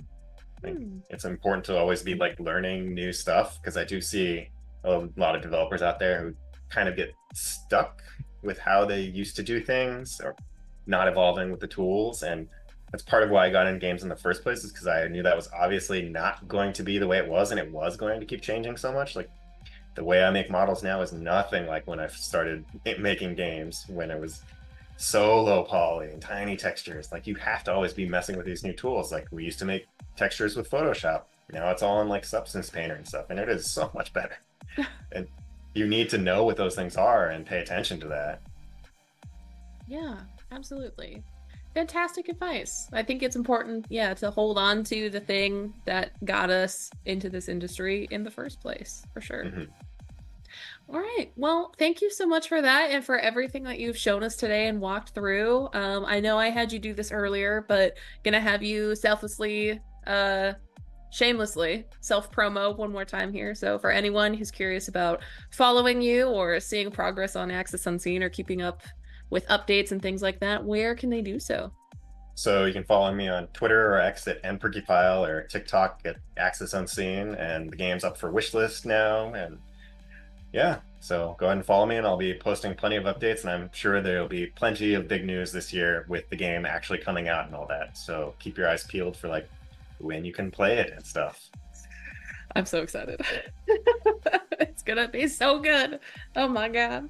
Well, thank you once again for taking the time to come on and be here with us and walk through everything. I really appreciate it. And for anyone who also enjoyed this talk, we've actually had Nate on one previous time as well. So if you want to go check that out and see some of the other stuff that he'd gone through before, we'll make sure to link that as well. But with that, also, thank you everyone who came and watched the show. It wouldn't be what it is without you and your participation and you being here week after week. So appreciate your time for being here and learning with us and hopefully having a good time.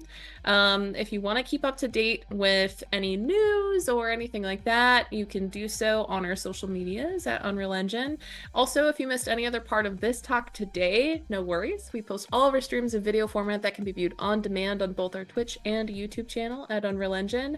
And we just announced we're going to be at GDC again this year. I myself will also be there personally, so come say hi at our epic booth. It's going to be a lot of fun. And yeah, hopefully I'll see some of y'all there. In the meantime, we still got plenty of great shows scheduled for y'all. So up until then, you're still stuck with me. Don't worry. But one last big thank you to Nate Purkeypile for coming on here, showing us Access Unseen. What an incredible project. Boomer, yes. Thank Boomer you, says Boomer. And with that, we'll call it there for today. So thank you so much, everyone, and we'll see you next week. Bye. See you.